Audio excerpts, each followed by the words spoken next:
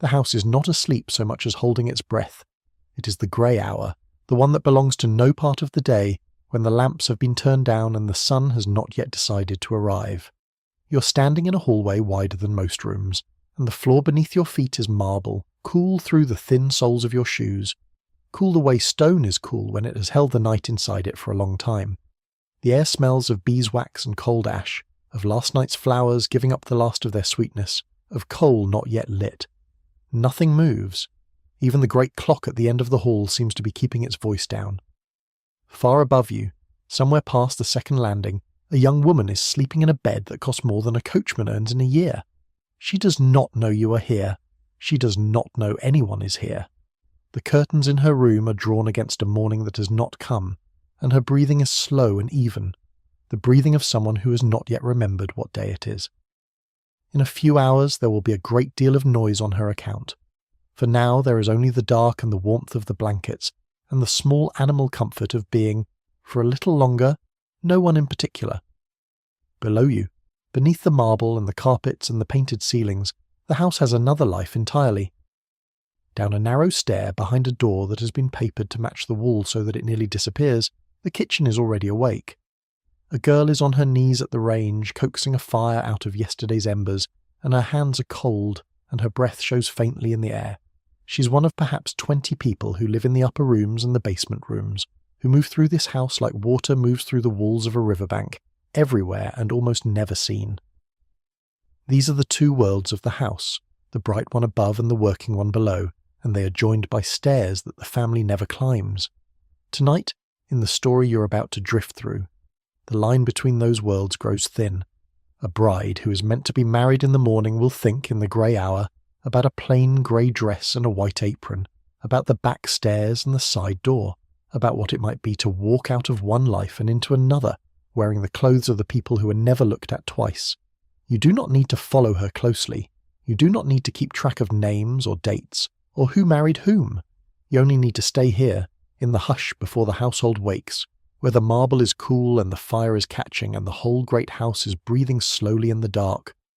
Let the story come to you the way the morning will come to the house, without hurry, one quiet detail at a time. There is nowhere you need to be. There is nothing you need to do.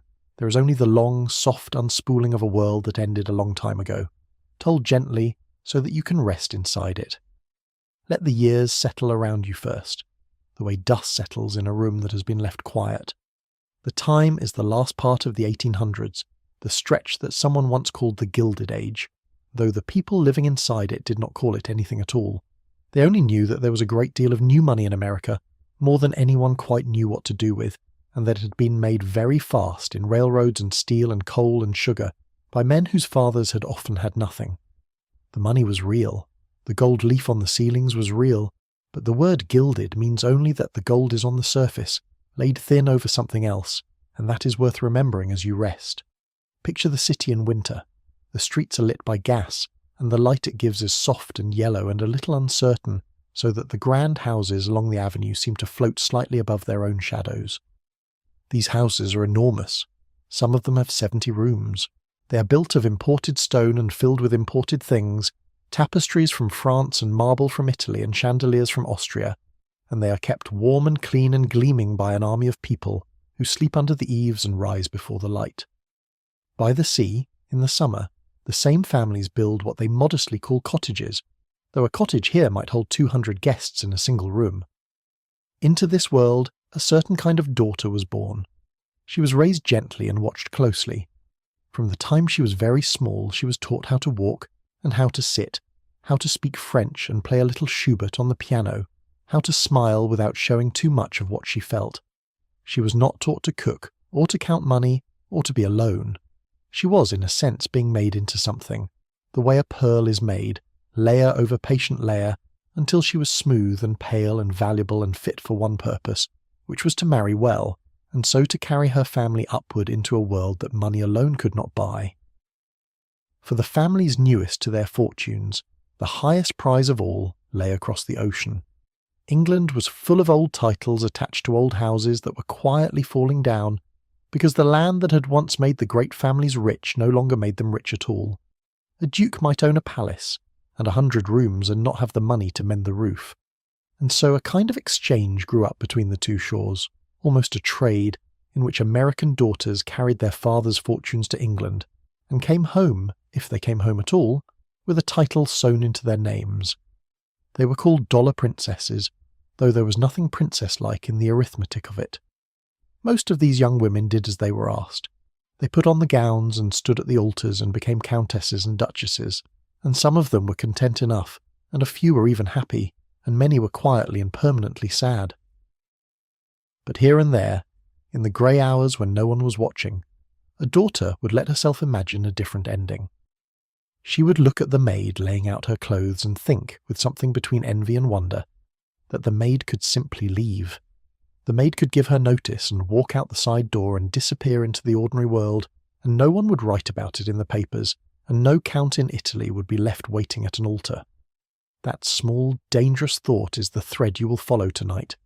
Not the weddings themselves, which were loud and crowded and exhausting, but the quiet underside of them.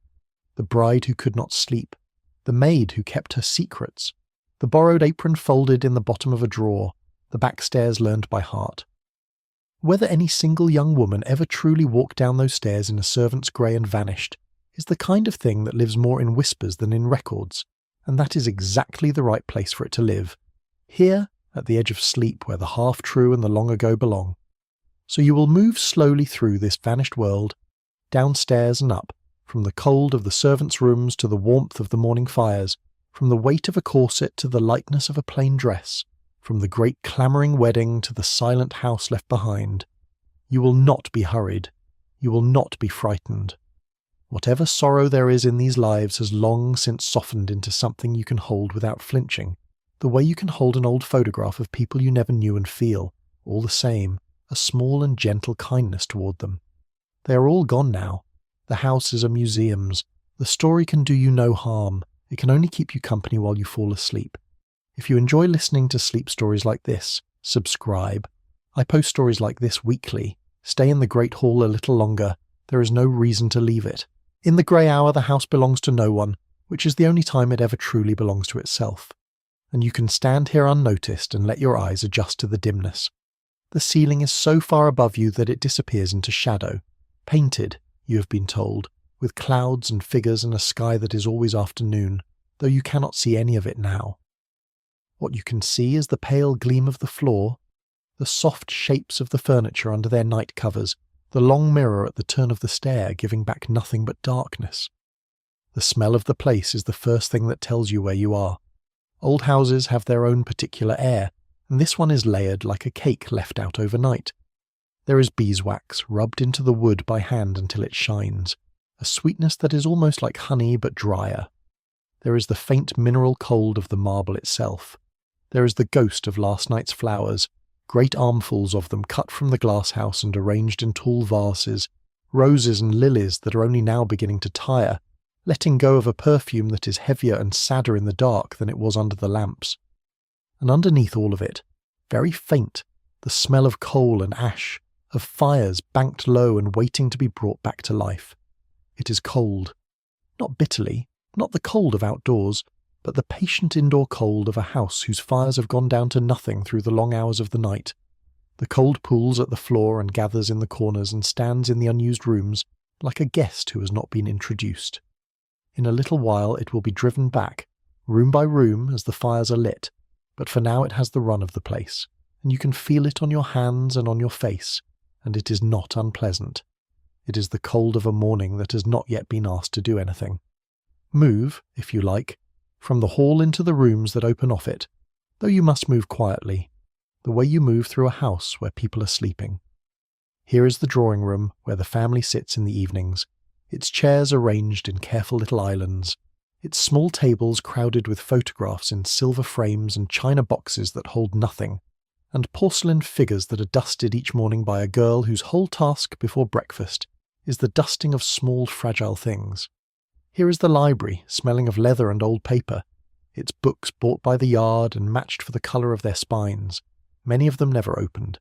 Here is the long dining room, its table bare now, its chairs pushed in, the great sideboard holding the silver behind locked doors. Every one of these rooms is beautiful, and every one of them is a kind of stage. That is the thing you begin to understand as you drift from one to the next. Nothing here is quite for living in. The chairs are for sitting in a certain way, the rooms are for receiving certain people, the whole house is arranged so that it can be seen and admired and remembered. There is a great deal of comfort in it and very little ease. Even the cushions seem to be holding their shape on purpose. You could live your whole life in rooms like these and never once put your feet up, and many of the people who lived here did exactly that and thought nothing of it, because they had never known anything else. The light begins to change while you stand there. It does not arrive all at once. It seeps. The windows, which were black, become a deep blue and then a paler blue, and the shapes in the rooms begin to separate themselves from the dark so that the mirror is a mirror again, and the vase of tired roses is a vase of tired roses again. Outside, beyond the heavy curtains, the avenue is still empty. A single cart goes by somewhere, its wheels loud on the cobbles in the silence, the horse's hoofs slow and even, a milkman or an iceman beginning his round. Then it is gone, and the silence closes over the sound of it like water. Think of how large the house is, and how few people sleep in its grand rooms. The family is small, a father, a mother, a daughter, perhaps a son away at school, perhaps an aunt in a distant wing. 5 people, 6, scattered through 70 rooms like coins dropped in a field. Above them, and below them, far more numerous, sleep the people who keep the house running, and it is strange, when you think of it slowly, that the many who work should be so much harder to see than the few who are served. But that is how the house was built. It was built to make the work invisible, and the comfort complete, and on the whole it succeeded. The daughter's room is on the 2nd floor at the front, where the morning light will be kindest. You will not go in, you will only stand outside the door for a moment, the way a parent stands outside a sleeping child's room, listening to the small sounds of rest. Her curtains are the heaviest in the house, lined and interlined, so that she may sleep late if she wishes, and on most mornings she does. This morning she will not be allowed to.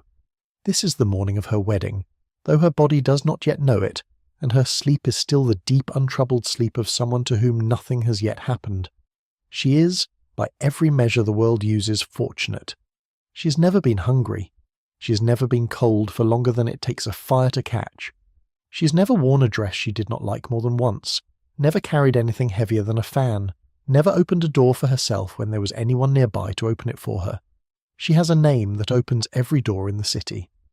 And she is, in the grey hour, profoundly unhappy in a way that has no name she has been taught, a way that feels less like sadness than like being a beautifully wrapped parcel addressed to someone she has never met. But all of that is for later. For now she sleeps, and you let her sleep. Down at the other end of the house, behind the disappearing door, the working day has already begun, and you can feel the difference in the air the moment you turn toward it. The cold here is the same cold, but it carries the first thread of warmth from the kitchen fire, and the first smell of it too, wood smoke and then coal smoke and then faintly the promise of bread. The narrow stair that leads down is plain, its wood unpolished, its walls bare. No one has hung a painting here. No one was ever meant to see it. It is the spine of the house, and the family does not know it exists in any way that matters, and the people who use it know it better than they know their own faces. A housemaid is the first one up, as she is every morning. She has slept in a small room near the roof, in a narrow iron bed, under a window that does not quite keep out the cold, and she has risen in the dark by the feel of the hour rather than the sight of a clock, because she has done it 10,000 times. She is dressed quickly in the cold, in a print dress and an apron, and pinned up her hair, and come down the back stair without a candle because she knows every tread of it. Now she's moving through the great rooms ahead of the light, opening shutters, raking out grates, carrying away the ash of yesterday's fires in a metal box that she holds away from her clean apron. Watch her hands. They are young hands, but they are not soft. They are the hands of someone who has scrubbed and carried and wrung out cloths in cold water since she was a child, and they move now without her having to think about them, raking the dead ash, laying the new fire, paper and kindling and coal, in an order her body remembers. She does not light it yet. There is a sequence to the morning, and the fires in the family rooms are lit at a particular time, so that the rooms are warm exactly when they are needed, and not a moment of coal is wasted before then. She moves on to the next grate, and the next, leaving the laid fires behind her like a row of small unlit altars. She is not thinking grand thoughts. No one at this hour is thinking grand thoughts. She's thinking about whether her hands will warm up once the kitchen fire is properly going, and about the great wedding breakfast that the whole house has been preparing for, and about how many extra people will be in the house today, and how much extra work that will mean, and about her own bed, which she left only an hour ago, and will not see again until very late tonight. Her thoughts are small and close and practical, and there is a kind of peace in them. The peace of a person who knows exactly what the day will ask of her, and exactly how to give it. As the light grows, the house fills very slowly with sound, but it is soft sound, careful sound, the sound of people trained never to be heard. A door closes somewhere with a click instead of a bang. Water runs and stops. A kettle begins, far off, its low note rising. Feet go up and down the back stairs in soft shoes. Out in the hall, the great clock, which kept its voice down all night, clears its throat at last and strikes the hour. And the strokes roll through the rooms and fade, and no one in the family stirs, because the striking of the hour is a thing that happens to other people. You could spend the whole of this story right here, in the first hour of the house's day, and never run out of small things to notice. The way the cold smell of the marble gives way, room by room, to the warm smell of fires. The way the light finds the gold on the picture frames before it finds anything else. The way the working people move along the edges of the rooms, never through the middle, as though the centre of each room belonged to someone who was not there. It is a whole world, complete and self-contained, and it is about to be turned upside down by a single quiet decision, but it does not know that yet, and neither quite does the girl asleep upstairs. For now let the house simply be a house, warming slowly in the early light, full of beautiful things and tired flowers, and people who rose in the dark. Let the fires stay laid and unlit a little longer. Let the bride sleep. Let the housemaid finish her round and go down at last to the warmth of the kitchen, where the bread is rising and the great copper pans hang on the wall, and someone has made tea. There is no hurry.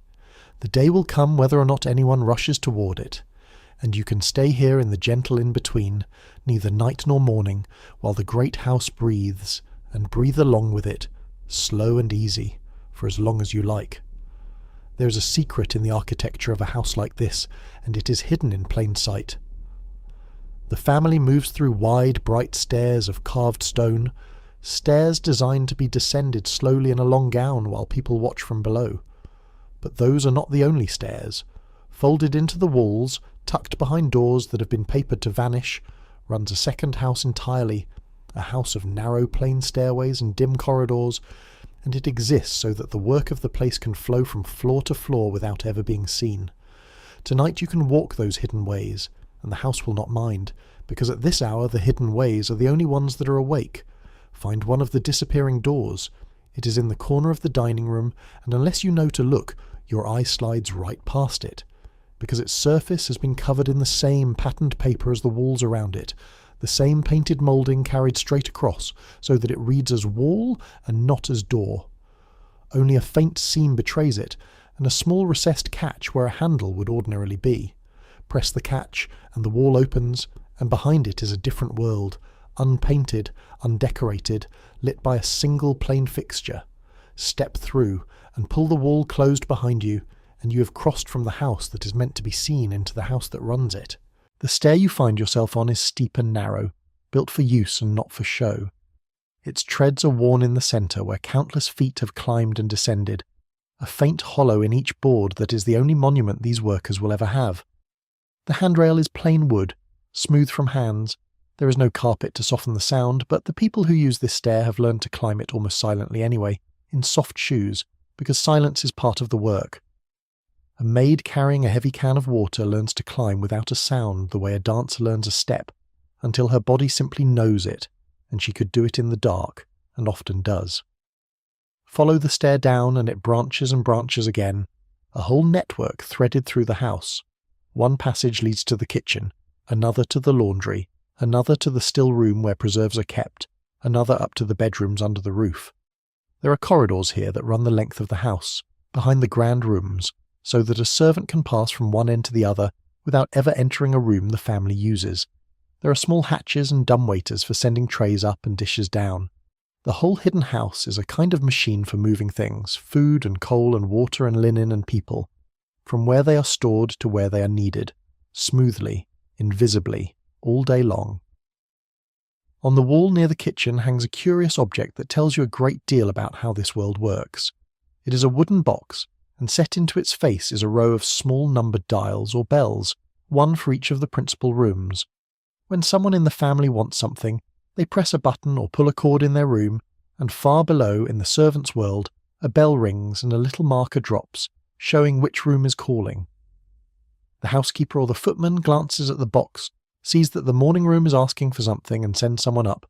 It is an entire language of summons, wordless and instant, and the people who serve here listen for it the way you might listen for a kettle, with a part of their mind always half turned toward it. Think about what it means to live inside that listening. The family rings, and someone comes, and to the family it can seem almost like magic, as though the house itself produces warmth and food and clean clothes out of its own goodwill. They press the button, and the thing appears.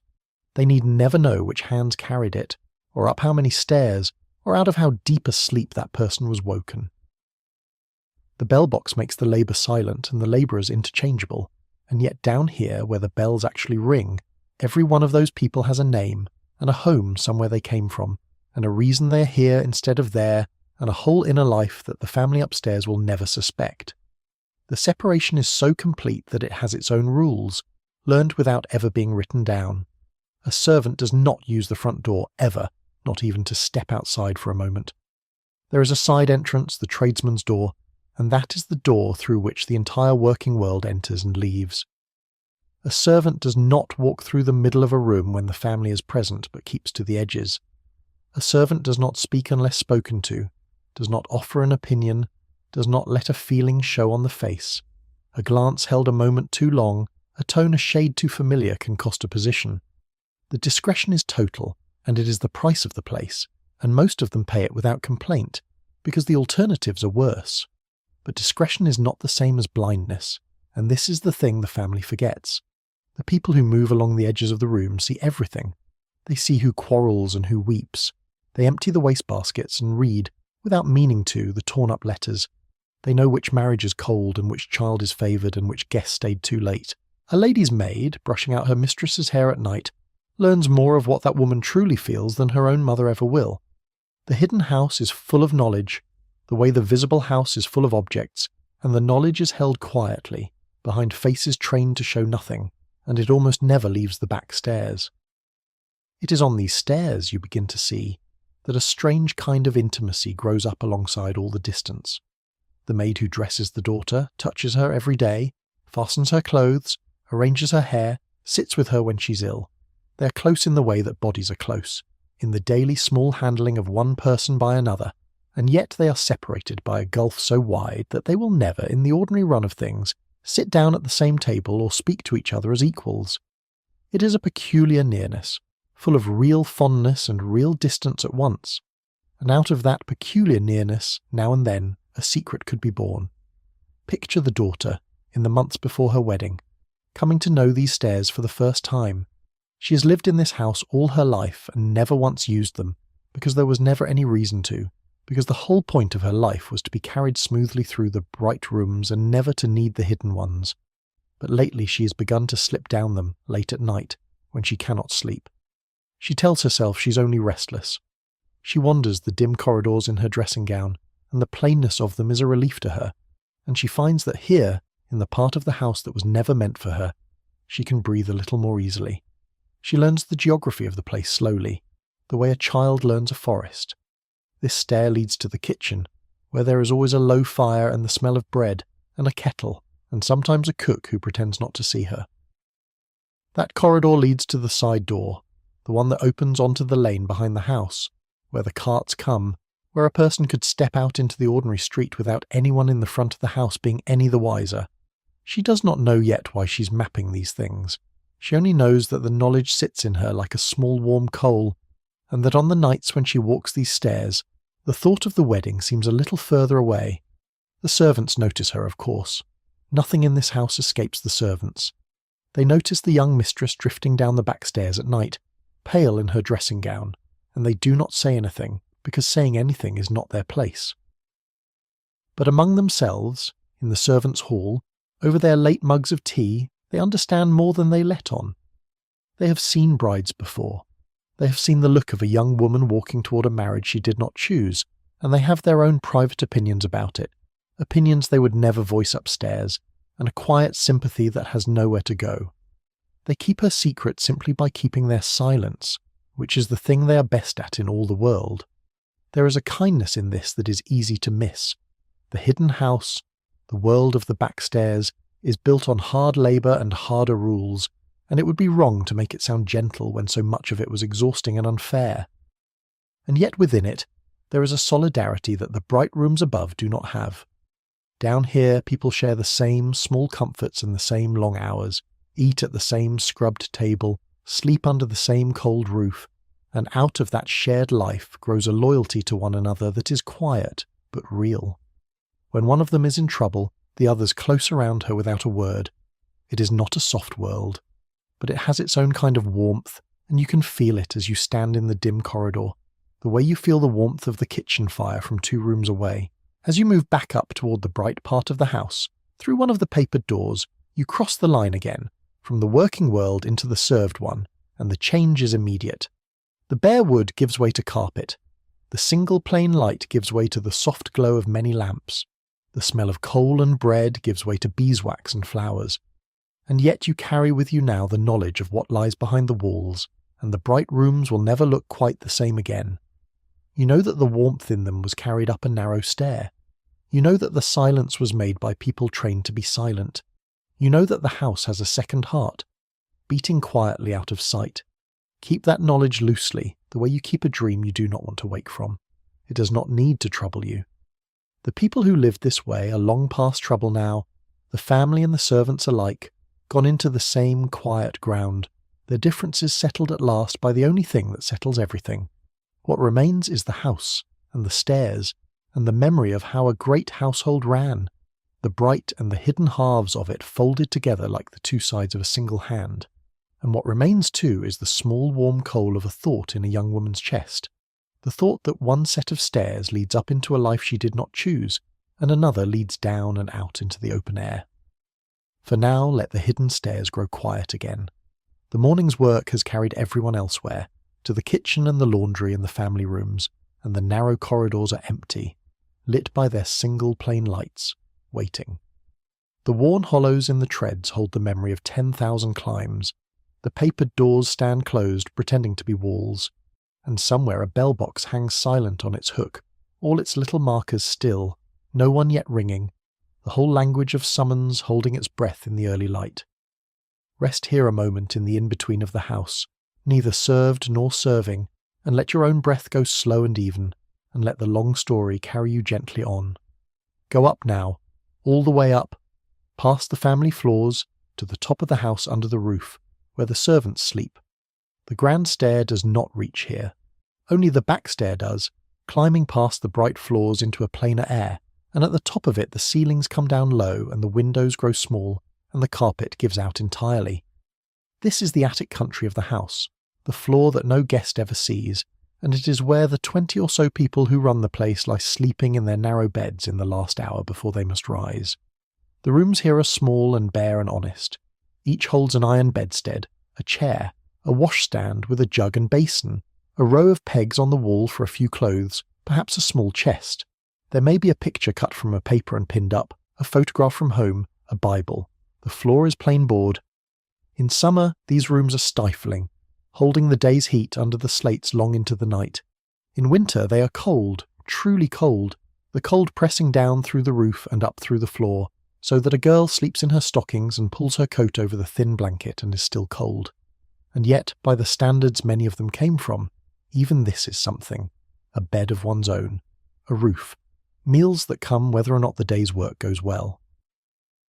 The housemaid you followed through the lower rooms slept here, in one of these narrow beds, and she woke before the others, as the most junior of the housemaids always does. There was no one to wake her. She woke by the habit of her own body, in the dark, in the cold, the way a farmer wakes, the way a mother of small children wakes by an inner clock that does not need a face.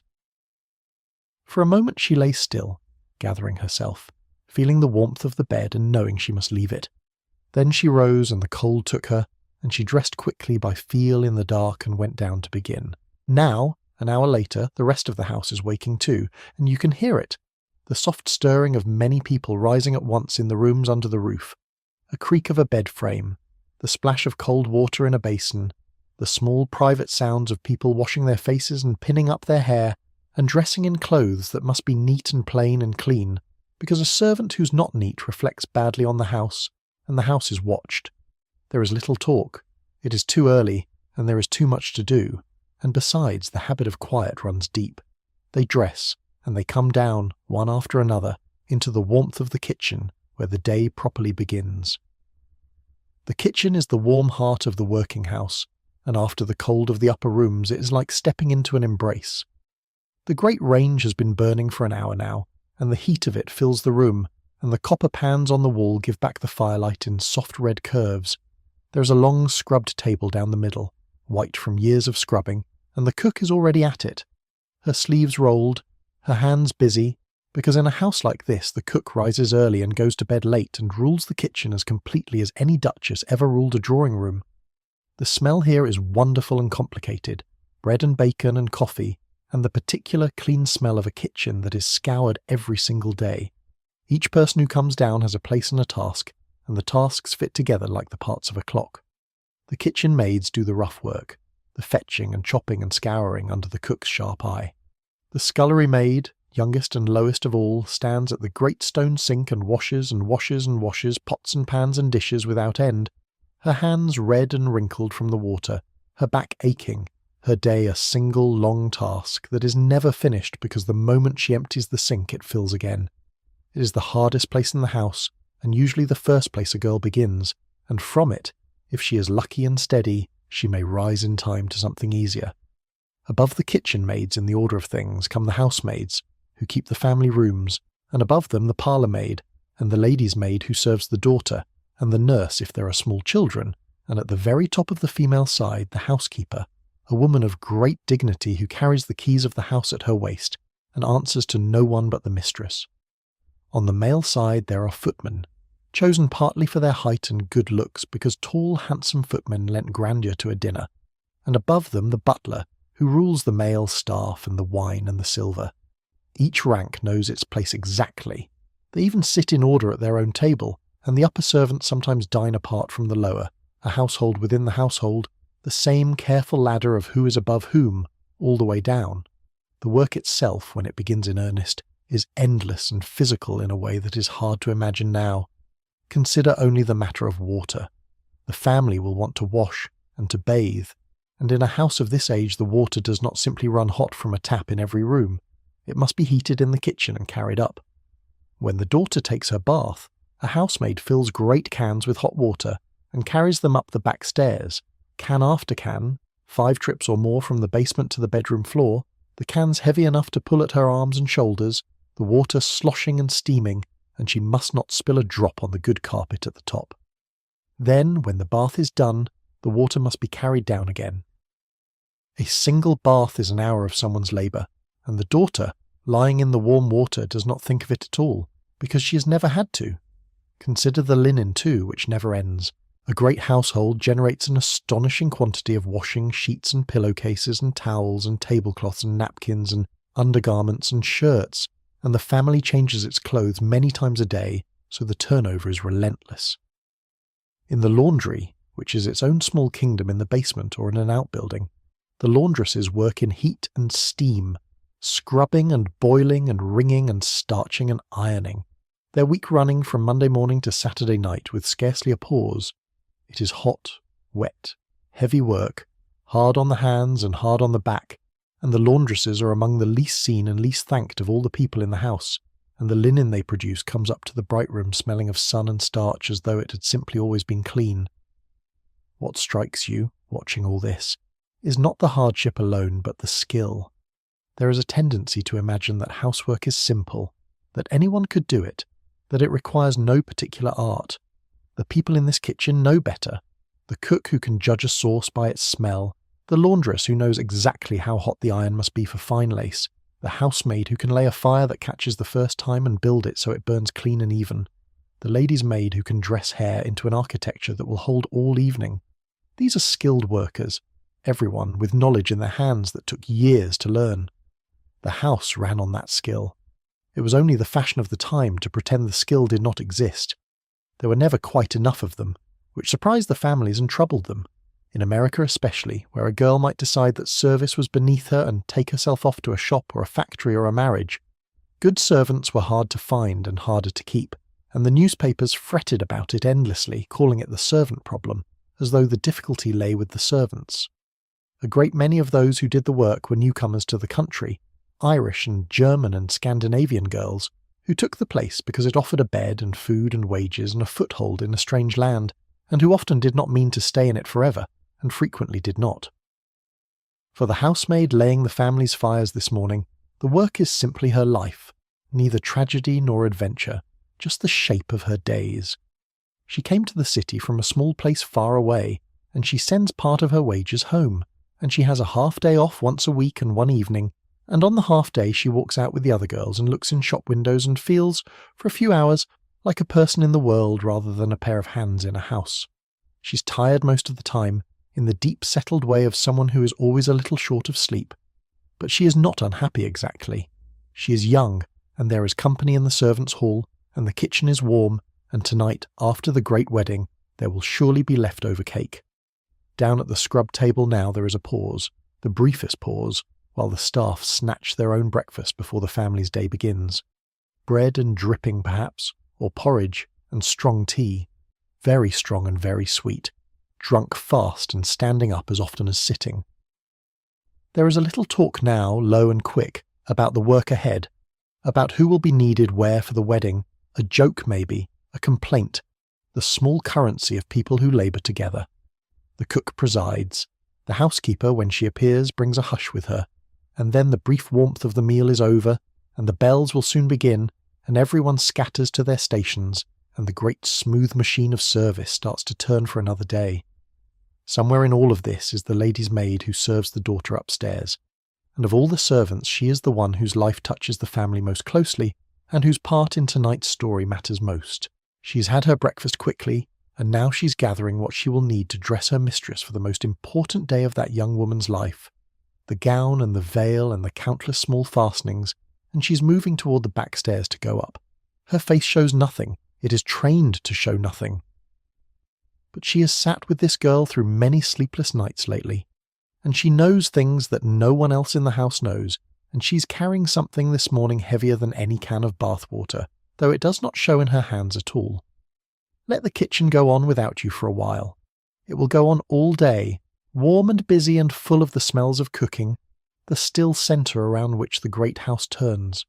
The fires are lit now in the family rooms, the cold has been driven back, the water is being carried up, the linen is being pressed, the long machinery of comfort is running smoothly, as it always runs, on the unregarded labour of people whose names will not survive.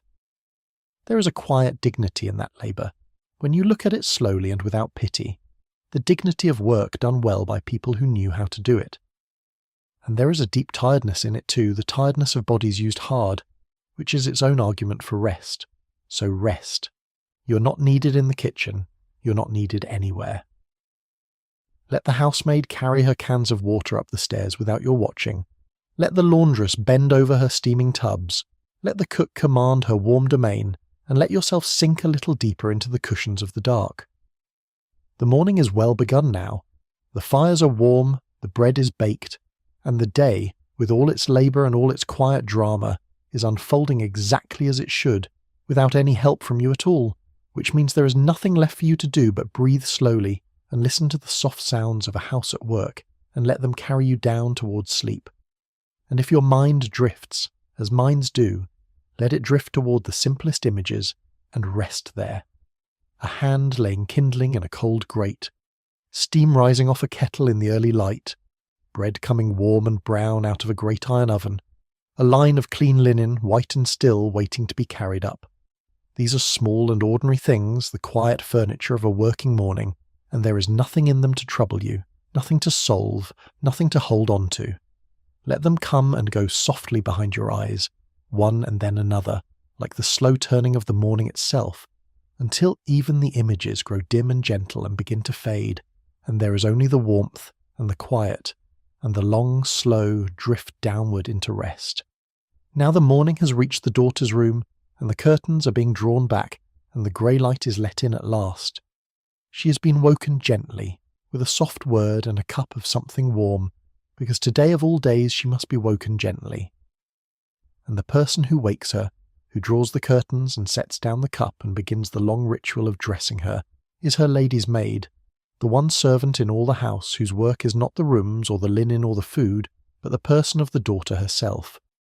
Of all the relationships in the house, theirs is the closest and the strangest, and today it is also the heaviest. Consider what a lady's maid does, because it is intimate work, far more intimate than the word servant suggests. She dresses and undresses her mistress several times a day, for the daughter of such a house may change her clothes 4 or 5 times, between waking and sleeping, a morning dress and a walking dress, and an afternoon dress and a dinner gown, each requiring its own undergarments and its own arrangement of hair. The lady's maid lays out each costume, fastens the dozens of small buttons that run up a back where the wearer cannot reach, laces the corset, pins the hair, chooses the jewels, mends and brushes and sponges and presses, and is always, always there, a quiet presence at the edge of the most private hours of another woman's life. Watch the dressing begin, slowly, this morning of the wedding. First the chemise, a soft layer against the skin, then the corset, and here the work grows serious. The corset is a structure of cloth stiffened with strips of whalebone or steel, and it must be laced from behind, and the lacing draws the waist in, narrower than the body would naturally go, into the shape the age admired. The lady's maid pulls the laces, and the daughter holds to the bedpost, and breath by breath the waist comes in. It is not cruel exactly, not today, when the maid is being as gentle as she can, but it is firm, the body is being arranged. By the time it is done, the daughter stands very straight, because in a corset like this one can scarcely do anything else, and her breath comes high and shallow, and she has been, in a quiet and ordinary way, put into her armour for the day. Over the corset go the petticoats, layer upon layer, and then perhaps a bustle or a frame to give the skirt its shape, and then the gown itself, which on this day is the wedding gown, heavy with beading and lace, weighing more than a small child, its train trailing across the carpet. The maid settles it over her mistress's head and shoulders with great care, so as not to disturb the hair, and begins the long work of the fastenings, her fingers moving up the row of tiny covered buttons, each one slipped through its loop, from the small of the back to the nape of the neck. It takes a long time. The room is quiet. Outside, the rest of the house roars softly with preparation, but in here there are only 2 women, and 1,000 small fastenings, and the slow assembling of a bride. The hair comes next, and the hair is its own art. The maid brushes it out, long and loose, the way no one but she ever sees it, and then she begins to build it up, pinning and twisting and coaxing it into the elaborate shape the day requires, a structure that must look effortless and stay perfect for hours. Into it will go the veil, yards and yards of fine net, and a circlet of orange blossom or a tiara of family diamonds, fixed so that it will not slip. The maid works behind her mistress, her hands in her mistress's hair, and in the mirror the 2 faces are framed together, the seated bride and the standing maid close as sisters, divided by everything. It is in these hours, over years of them, that the strange closeness grows. A woman tells things to the person who brushes her hair at night that she tells to no one else. In the long quiet of the dressing room, with the door shut and the house held at bay, the formalities soften a little. The daughter, who must be guarded and pleasant and composed in every other room of her life, can be, here, almost herself. She can be tired, she can be cross, she can be silent. And the maid, who must be silent and invisible in every other room, becomes here a kind of confidant, the keeper of moods and secrets, the one who knows which smiles are real and which are worn, the one who has seen the tears that no one downstairs would ever believe. Do not make the mistake, though, of imagining them as equals or as friends in the way friends are equals. The gulf is always there. The maid calls the daughter Miss, and the daughter calls the maid by her surname, or by whatever name the family has decided to use, for sometimes a family simply renamed a maid for convenience, calling each successive lady's maid by the same name, regardless of what her mother had christened her. The maid eats in the servants' hall and sleeps under the roof. The daughter eats in the dining room and sleeps in the warm front room. If the daughter marries and goes away, the maid may go with her or may not.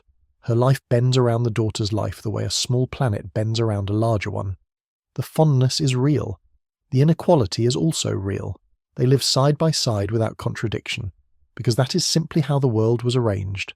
And yet, within that arrangement, real loyalty could grow, and real love of a quiet, undemonstrative kind. There are stories, true ones, of ladies' maids who stayed with their mistresses for 40 years, who knew them better than husbands did, who closed their eyes at the last. There are stories of small kindnesses passed back and forth across the divide, a cast-off dress given, a wage advanced, a confidence kept through a lifetime. The relationship was unequal, and it was also sometimes the most steady and trusting bond in either woman's life, and there is no need to resolve that into something simpler than it was. It was both. People are like that. The past is like that. This morning as the maid works, very little is said, but a great deal passes between them all the same. The daughter is pale, and her hands, when they are not holding the bedpost, are cold and a little unsteady. The maid notices, of course, the maid notices everything. She works on, fastening the buttons, building the hair, and now and then she says some small steadying thing, that the gown sits beautifully, that there is plenty of time, that all the bride need do is stand still and be looked at. They are not large words. They are the words you give to someone who is frightened and cannot say so. And the daughter takes them the way you take a hand offered in the dark, gratefully, without comment. For there is a thing they both know and neither says, and it has been hanging in this room for weeks. The daughter does not want this marriage. She has said so in this room, in the small hours with the door shut, in a voice she has used nowhere else. She has wept here, and railed here in a whisper, and grown quiet here, and the maid has heard all of it and carried it and told no one. And in the carrying of it something has formed between them, an understanding, the kind of thing that does not need to be spoken to be entirely clear. The maid knows what the daughter has been thinking on her night walks down the back stairs. The maid has perhaps even, in a roundabout way, helped her think it. And this morning, as she fastens the last button at the nape of the bride's neck, the secret sits between them, warm and dangerous like a coal cupped in two pairs of hands. But the dressing must go on, because the dressing is what the morning is for, and so it goes on. The shoes, soft and pale, fastened at the ankle, the gloves drawn up the arms and smoothed, the veil settled and pinned, falling forward over the face like mist, so that the world beyond it goes soft and indistinct. The jewels taken from their cases, the family diamonds that the daughter does not own and never will, only wears, lifted and clasped at the throat and the ears and the wrist, cold at first against the skin and then warming. Layer by layer the bride is assembled, until the young woman who woke an hour ago in a warm bed is gone, and in her place stands a figure out of a painting, gowned and veiled and jewelled, ready to be carried down the grand stair and out into the day. Stand back with the maid for a moment and look at what has been made. In the long mirror the bride is beautiful, undeniably, achingly beautiful, the gown catching the grey light, the veil softening her face, the diamonds throwing their small fires. She is exactly what the morning required. She is also, you can see it if you look, not quite present, as though some part of her had stepped back behind the veil and gone somewhere else entirely. Her eyes, behind the net, are looking at the mirror and through it.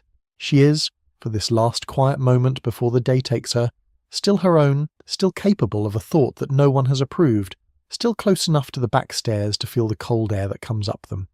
The maid sees it too, and her own face, in the mirror behind her mistress's, does something very small and very brief, a tightening, a flicker, gone almost before it comes.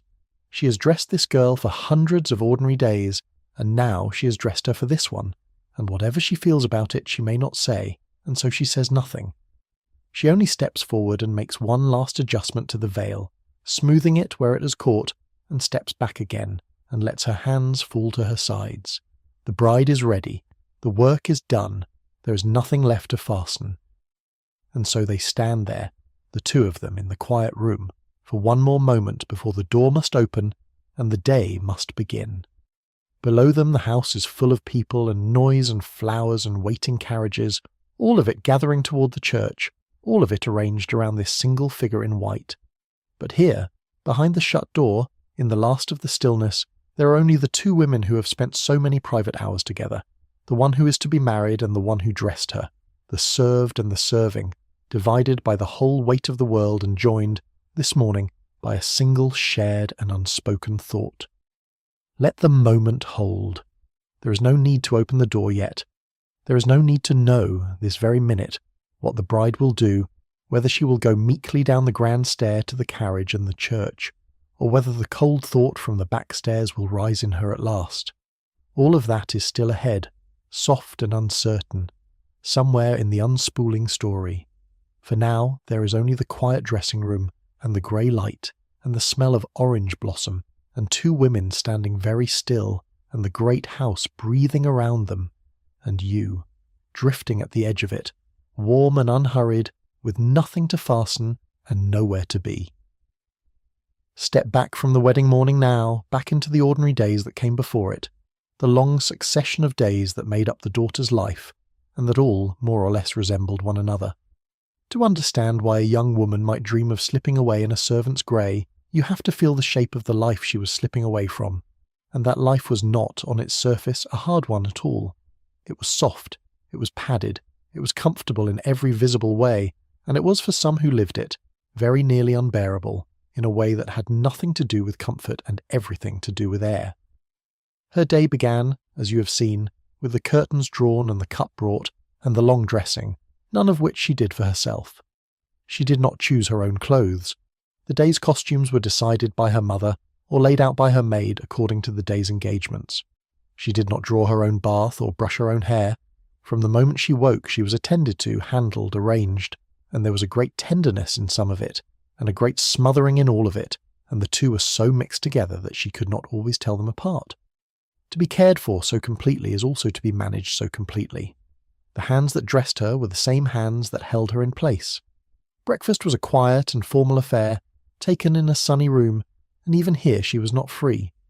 She might want to eat heartily, being young, but a lady did not eat heartily, and besides, the corset she had just been laced into did not permit it. So she ate a little fruit, a little toast, drank her chocolate or her coffee, while her mother across the table opened letters and discussed the day, the calls to be made and received, the dinners to come, the great unending social calendar that governed all their lives. The daughter listened and answered when spoken to, and was agreeable, because being agreeable was the chief skill she had been taught, more thoroughly even than French or the piano. The morning might hold lessons, for a girl was educated after a fashion, though not in anything that would ever earn her a living or trouble her mind too deeply. She learned French and a little Italian, enough to be charming with. She learned to play the piano well enough to perform a piece after dinner, and to sing a little, and to paint in watercolours, and to dance every dance correctly. She learned the deep grammar of manners, which fork and which curtsy and which form of address for which rank of person, an enormous and intricate body of knowledge that governed every social moment, and in which a single mistake could be remembered for years. What she did not learn was anything practical, anything that assumed she might one day need to act alone in the world. The world was not going to ask her to act alone. The world had other plans for her. She could not go out by herself. This is one of the hardest things to feel from the inside now, but it was absolute. An unmarried young woman of her class did not walk down the street alone, did not ride in a carriage alone with a man not her relation, did not go anywhere unaccompanied. A chaperone went with her, a mother or an aunt or a maid, everywhere, always. She could not post a letter without it being known.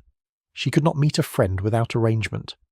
Her reading was watched, certain novels being thought unsuitable for stirring up ideas. Her acquaintance was vetted. The circle of people she knew well was tiny, a few dozen families, and everyone outside that circle was either staff or stranger. Her world, for all its size and splendour, was smaller in its way than a cell, because at least the prisoner in a cell is not expected to smile. The afternoons were given over to the rituals of society, the calls and the cards. There was an elaborate system by which ladies called upon one another, leaving little engraved cards, sitting for the prescribed number of minutes, observing the prescribed forms, and through this slow ceremonial traffic, The whole machinery of social standing was maintained and adjusted. The daughter went where her mother took her, sat where she was placed, said what was expected, was looked at and assessed and discussed. She was, in these rooms, a kind of exhibit, displayed for her beauty and her manners and her family's wealth, and she knew it, and she had known it for so long that she had almost stopped feeling it, the way you stop feeling a weight you have always carried. In the evenings there were dinners, and in the season there were balls, and the balls were the high ceremony of the whole enterprise.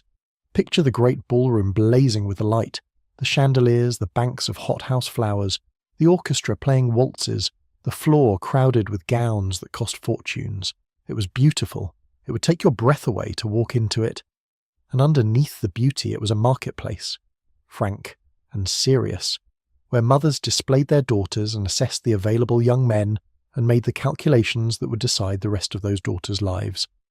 The daughter danced and was charming and let herself be admired and felt the eyes of the watching mothers measuring her, and understood perfectly that the music and the flowers were the wrapping on a transaction, and the transaction itself was no mystery to anyone.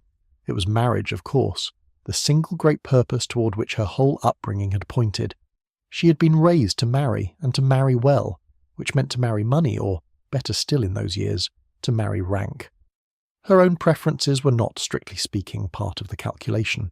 Whom she liked, whom she might love, what kind of life she might choose for herself if choosing were allowed, these were considered the soft, foolish notions of a girl who did not understand the world. The world her mother understood was a world of alliances and securities and positions, and in that world a daughter's heart was a luxury that a serious family could not afford to consult. It is easy to make her mother sound like a villain, and some of them were hard women, but most were not villains at all. Most believed, sincerely and even tenderly, that they were doing the very best thing for their daughters. A good marriage meant security for life, a great house, fine clothes, position, the protection of wealth in a world that gave women almost no other protection. To marry for love and lose all that seemed. To a mother who had seen the world, like madness, like a child wanting to live on cake. So she pressed and arranged and overrode and called it love, and in her own way it was love, the love that wants to keep you safe and does not ask whether safe is the same as alive. But the daughter, lying awake at night, could not always make the arithmetic come out the way her mother's did. She would think of the man chosen for her, and try to picture the years ahead, the long decades of being his wife, sharing his house, bearing his children, growing old beside a person she had not chosen and did not love, and the picture would close around her like a hand. She was not ungrateful. She knew what she had. But knowing what she had did not stop the feeling, the particular feeling of being a beautiful object in a beautiful box, dusted and polished and admired, and never once asked what she might want if anyone had thought to ask. Sometimes the feeling had no shape at all, just a heaviness, a flatness, a difficulty in caring about the things she was supposed to care about. The doctors of the age had names for it when it grew bad enough, names like nervousness and hysteria and neurasthenia, and treatments that often made it worse, rescuers that shut a woman away in a darkened room with nothing to do and no one to talk to until she was supposedly calmed. We would use gentler and truer words now. We would call it what it was, the natural response of a living mind to a life with no room in it, the soul pressing against the walls of a space too small to turn around in. But she did not have those words. She only had the heaviness, and the long, bright, empty days, and the sense that something essential was being slowly pressed out of her. And so she did what people in cages have always done. She found the small freedoms, a book read in secret hidden under the mattress, full of women who chose their own paths, a window she could stand at, watching the ordinary people pass in the street below, the working women walking briskly and alone, going wherever they pleased, free in a way she would never be, and feeling toward them an envy so sharp it was almost grief.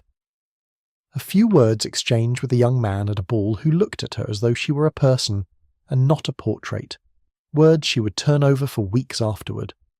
These were the rations of freedom she lived on, and they were thin, and they kept the small flame in her alive, which was either a mercy or a cruelty, depending on how the story went.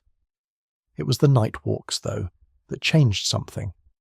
When she could not sleep, which was often now, she had begun to leave her warm front room and go out into the dark house, and instead of staying in the grand part of it, she had found her way to the back stairs and down them into the working world below. And there, in the plain corridors that smelled of coal and bread, with no one watching, no one assessing, no painting on the wall to live up to, she found that she could breathe. The plainness was a relief past describing. The freedom from being seen was like cool water. She did not understand it fully. She only knew that the cage seemed thinnest there, at the very bottom of the house, near the door that opened onto the lane. So that is the shape of the days she was thinking of leaving. The soft, smothering days, the beautiful empty rooms, the marriage closing in like weather. Hold it gently, all of it, without judging anyone too harshly. Not the daughter who dreamed of escape, nor the mother who only wanted her safe, nor the whole great elaborate world that had arranged itself this way without anyone quite meaning it to. They were all caught in it together, served and serving, parent and child, and they all paid for it in their different coin. It was a long time ago. The pressing in is over for all of them now. There's nothing left in it that can press on you. Let the long bright days blur together as they blurred for her, one calling after another, one ball after another, one beautiful evening fading into the next, until they are less a series of events than a single soft golden haze. That is how a confined life feels from the inside in the end. Not sharp, but smeared. The days too alike to tell apart. And somewhere in that haze a young woman lies awake and rises and goes down the back stairs in the dark and stands by the side door breathing the cold lane air and thinks a thought she has not yet dared to finish. You can leave her there, breathing, thinking for now. The thought will finish itself in its own time as thoughts do, and you, meanwhile, can let your own day blur and soften and fall away, here in the warm dark with nothing to perform and no one to please and all the room in the world to turn around in. There is a deep relief in setting down the performance, even for an hour, even only in the imagination. All day, every day, she held herself up to be looked at, and the holding was so constant she forgot it was an effort, the way you forget the weight of your own clothes. To let it go, here in the dark of her own thoughts, is like setting down something heavy you did not know you were carrying, and feeling your arms float up of their own accord. You can set the same thing down tonight, whatever you have been holding up to be looked at, whatever shape you have been keeping for the world. No one is looking now. There is no one to please. There is only the warm dark, and your own slow breath, and all the quiet room in the world to simply be and rest. There was a particular dream that hung over the great families in those years, and it is worth drifting through slowly, because it explains so much of the pressure that bore down on a daughter like ours. The dream was of a title. The American fathers had made fortunes vaster than kings, but money was not the same as rank, and in the old hierarchy of the world a railroad millionaire was still, somehow, only a railroad millionaire, while across the ocean there were men with ancient names and crumbling castles who were poor as church mice, but who carried titles that no amount of new money could buy outright. And so the idea formed, gently at first, and then with great force, that the two might be joined. It worked like this, when you trace it out slowly in the dark. The old families of England owned land and houses and titles, but the land no longer paid as it once had, and the great houses were expensive past bearing, and many a lord found himself with a famous name, a leaking roof, and empty coffers. Meanwhile, across the water, the new American families had more money than they could spend and a hunger for the one thing money could not directly buy, which was the social acceptance that a title conferred. The match was obvious. An American daughter, carrying her father's fortune as a dowry, would marry an English lord, carrying his ancient title, and each family would get what it lacked. The fortune mended the roof. The title opened the doors. These young women came to be called dollar princesses, and there were a surprising number of them. Over the decades, several hundred American girls married into the European aristocracy, enough that someone published a directory of eligible titled bachelors, listing them like goods in a catalogue, with their ranks and their estates and, discreetly, their financial situations. There were matchmakers who crossed the ocean to arrange these unions, and guidebooks on both sides advising how it was done. One such directory even printed the particulars of the available lords, their ages and regiments and incomes, so that an ambitious mother could study the field as a breeder studies a stud book. It was frank, and it was businesslike, and underneath the romance of castles and coronets it was, quite simply, a market in young women. Sit with how that felt to the girl in the middle of it. She was the thing being traded and she knew it, and she was expected to be grateful because the title she would gain was understood to be the grandest of prizes. She would be a countess, a duchess, a lady. She would be presented at court. She would wear a tiara at a coronation. She would live in a house with a name older than her own country. To her mother, who had clawed her own way up the social ladder and felt every rung of it, this was a triumph beyond imagining, the very summit of what a daughter could achieve. That the daughter might not want a strange cold castle in a strange cold country, married to a man she had met 3 times, was not a consideration that carried much weight against so dazzling a prize. Some of these marriages, it is fair to say, turned out well enough. A few of the women came to love the men they had been sold to, or at least to make a workable peace with them, and a few found real scope for themselves in their new roles, taking up the management of great estates, throwing themselves into charity, even influencing the politics of their adopted country in quiet, effective ways. They were intelligent women, many of them, with energy that had been given nowhere to go at home, and a few of them poured that energy into their new lives and left a real mark. It would be untrue to say that every such marriage was a tragedy. Life is more various than that, and people are more resilient, and even an arranged match in a foreign land could, now and then, become something a woman could live inside without dying a little each day. But many did not turn out well, and some turned out very badly indeed, and the saddest of them became famous, told and retold until they passed almost into legend. There was one young woman, the daughter of one of the very greatest of the railroad families, whose mother had set her heart on a duke. The daughter was in love with someone else, an American, entirely suitable but untitled, and she did not want the duke at all. Her mother was not a woman who accepted no for an answer. When pleading failed, she grew more forceful. The daughter was, it was said, kept confined to her room. Her mother declared that she would fall ill and die of a broken heart if the marriage did not go forward, and pressed this with such relentless conviction that the girl's resistance finally gave way under the sheer weight of it. On the wedding day, the bride wept, and did not trouble to hide it well. Her distress was so plain that it became briefly a small scandal of its own, and one of the magazines of the day printed a cartoon that showed the bride being led to the altar in chains, her mother standing behind her holding the shackles. It was a savage little picture, and it was published precisely because everyone understood at once exactly what it meant. The wedding was called the Wedding of the Century, a marvel of flowers and crowds and reported expense, and the bride walked through all of it feeling, by her own later account, like a prisoner being led to a sentence. The marriage was, as such marriages so often were, unhappy, and the two lived separate lives, and many years later it was dissolved, and the mother herself, by then, admitted that she had forced it and regretted the forcing. Tell it softly, though, because it has all long since come to rest. That bride lived a long life in the end, and the later part of it was happier than the beginning. She married again, for her own reasons this time, and found contentment, and grew old in the sun, and did a great deal of good in the world along the way. The cartoon with its chains has faded to an old curiosity. The Duke is dust, and the mother is dust, and the great forced wedding is a paragraph in a book. What was unbearable to live through has become, with the passage of more than a century, simply a story, sad in the way that old stories are sad, which is gently, from a great distance, with all the sting drawn out of it by time. Our daughter, the one asleep upstairs and dreaming of the back stairs, knew stories like this. They were the air she breathed. She had heard the whispered tales of brides who wept, and brides who fled, the ones the families tried to hush up and the servants passed along anyway.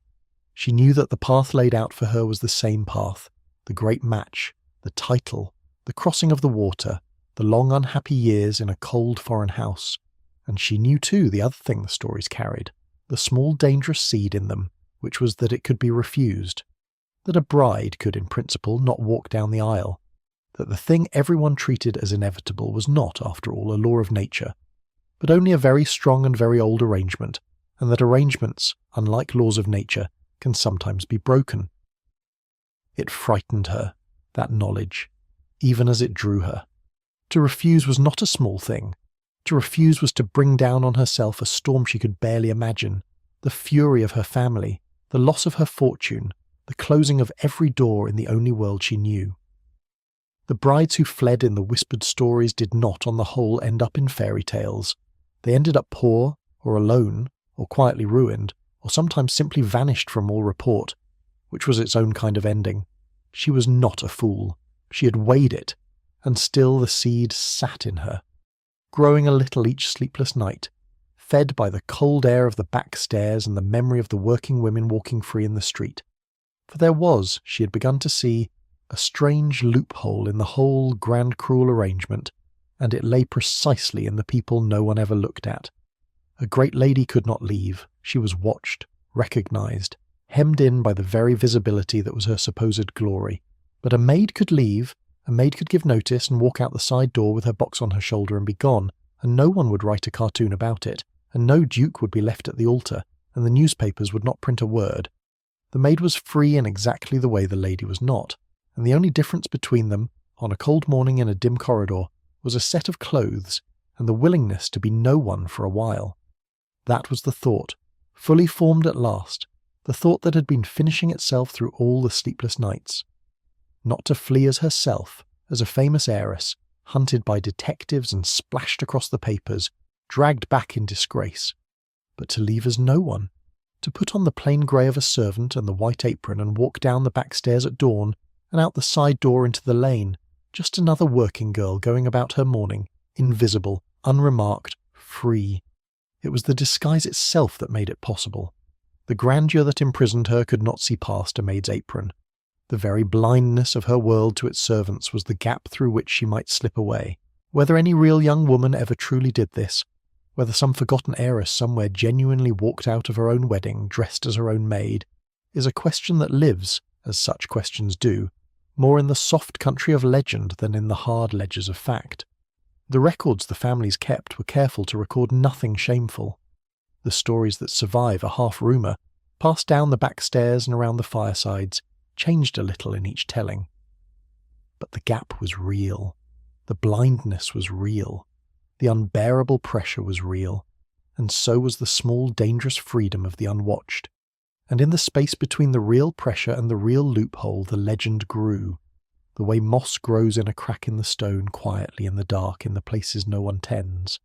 So let the marriage market fade now, the directories and the matchmakers, the dukes with their leaking roofs and the mothers with their stud books, the whole vast machinery for turning daughters into alliances. Let it recede the way the gaslit avenue recedes when you turn from the window. It pressed very hard on the people it caught, and then it passed, as everything passes, and the young women it caught grew old and died, the ones who submitted and the ones who fled alike and were buried, and were in time mostly forgotten, and the great urgent question of which lord and which dowry came at last, to matter to absolutely no one at all. There is a deep peace in that if you let yourself feel it. The pressure ends. It always ends, and our daughter, with her finished thought, sitting warm and dangerous in her chest, is still only at the very beginning of her long night. The night before the wedding, when everything is still possible and nothing has yet been decided. She does not know which way it will go, and neither do you, and there is no need to know, not yet, not for a long while. The story will get there in its own slow time. For now there is only the thought, and the dark and the cold air rising up the back stairs, and the whole sleeping house wrapped around her like a hand that has not yet decided whether to hold her or let her go. Rest in that not knowing. It is a soft place. There is nowhere you have to be. If you have drifted halfway into sleep already, there is no need to surface. Let the words go on without you, and if you are still here, still listening, you might let the channel know by subscribing quietly, so that the next story is waiting for you the next time you cannot sleep. Then settle back down. The house is still here. The night is still long. There is nothing left to do but rest, and we will go on together, slower now, toward morning. Come back now to the last night, the night before the wedding, the long quiet hours that the morning will swallow. The house has gone to bed. The great preparations have paused. The flowers stand ready in their buckets in the cool of the basement. The gown hangs waiting. The church across the city is locked and dark and reserved.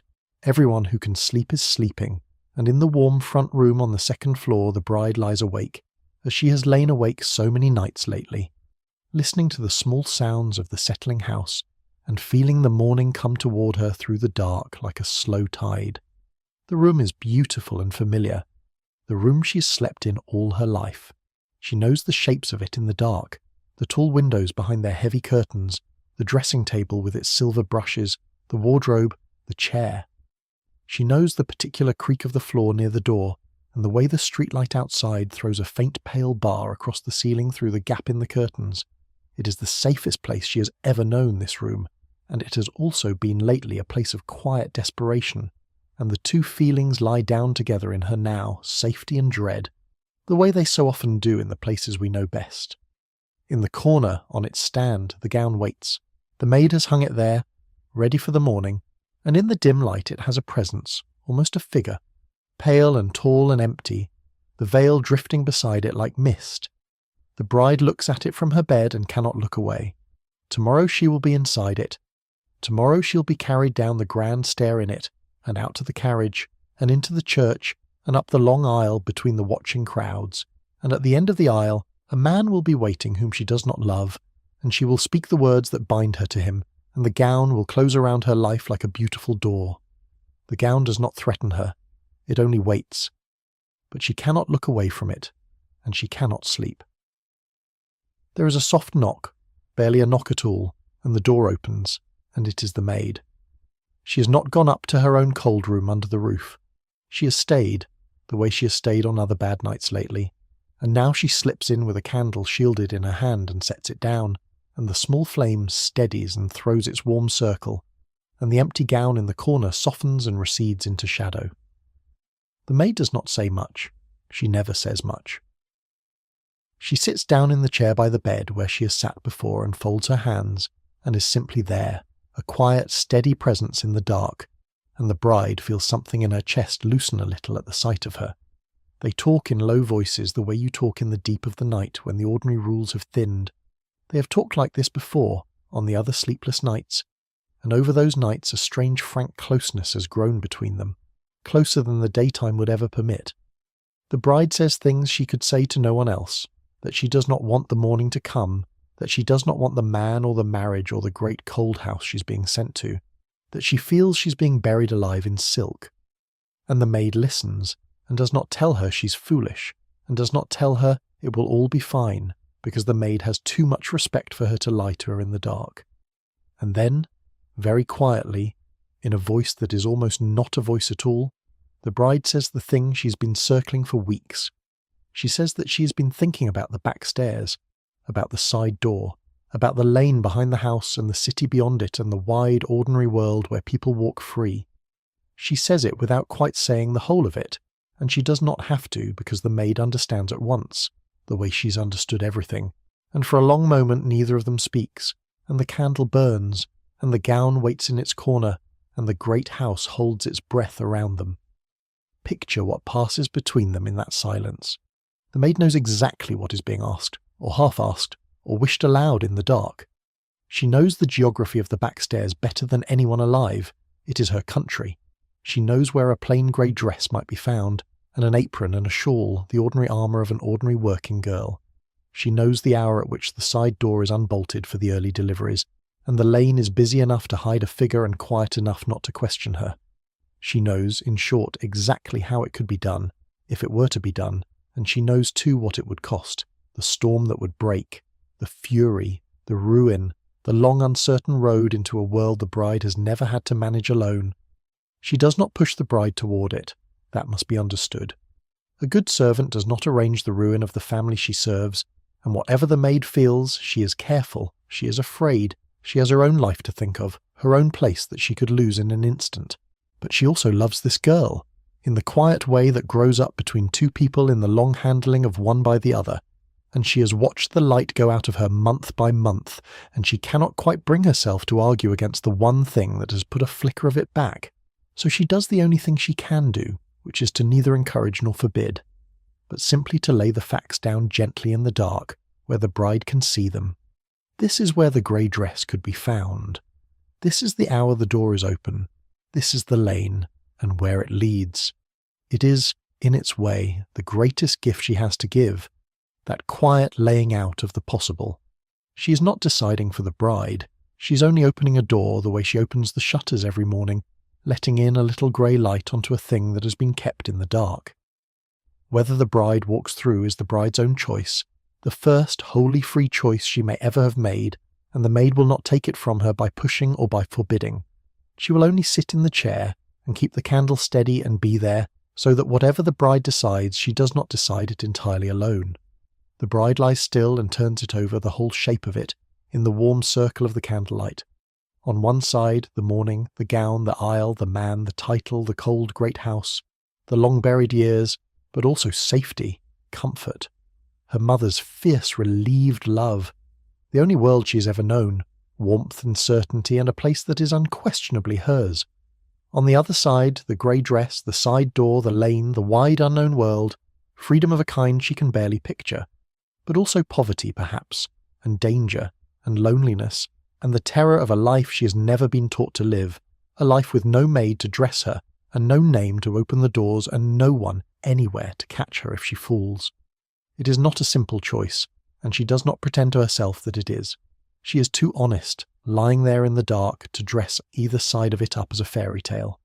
She knows that escape might lead not to freedom but only to a smaller and harder cage, that the man she imagines running toward might disappoint her, that the world she dreams of might break her. And she knows, equally, that the marriage might not be the slow death she fears, that she might, like some of the others, make a workable peace with it, find scope in it, even a kind of muted contentment. The truth is that she cannot know. Neither path comes with a guarantee. Both of them cost everything. The only difference is which everything, and which she could better bear to lose. The candle burns lower. The night is at its deepest now, the hour when the whole city seems to have stopped, when even the carts have ceased and the streets are empty, and the only sound is the small settling of the house, and the soft draw of two women breathing in a quiet room.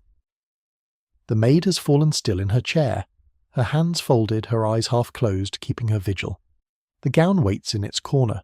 The morning is still hours off, and the bride lies in the warm bed, in the safest room she's ever known, holding in her chest the whole weight of a decision that no one can make for her, turning it and turning it, the way you turn a smooth stone in your hand in the dark.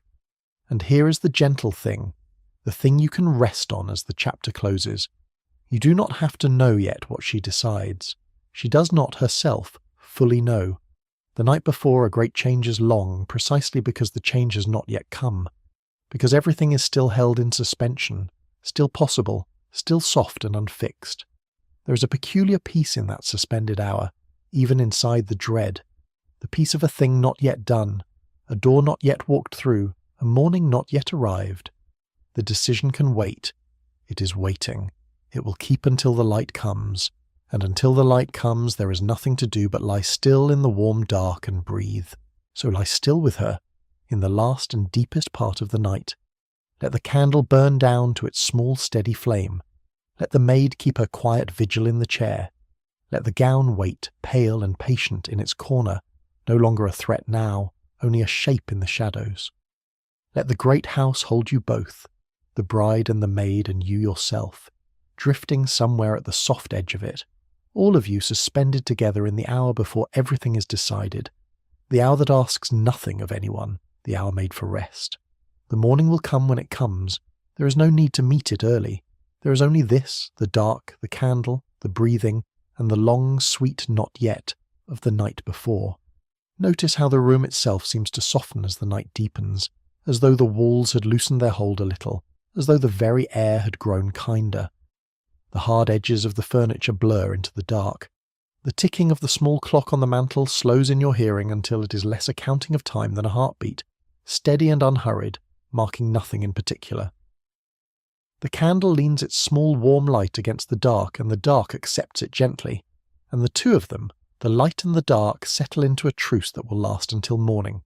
There is room in a night like this for everything to rest, even the dread, even the longing, even the great unmade decision, all of it laid down for now in the quiet. And so the two women keep their place in the stillness, the one in the bed and the one in the chair, and neither of them needs to speak because everything that matters has already been said or does not need saying at all.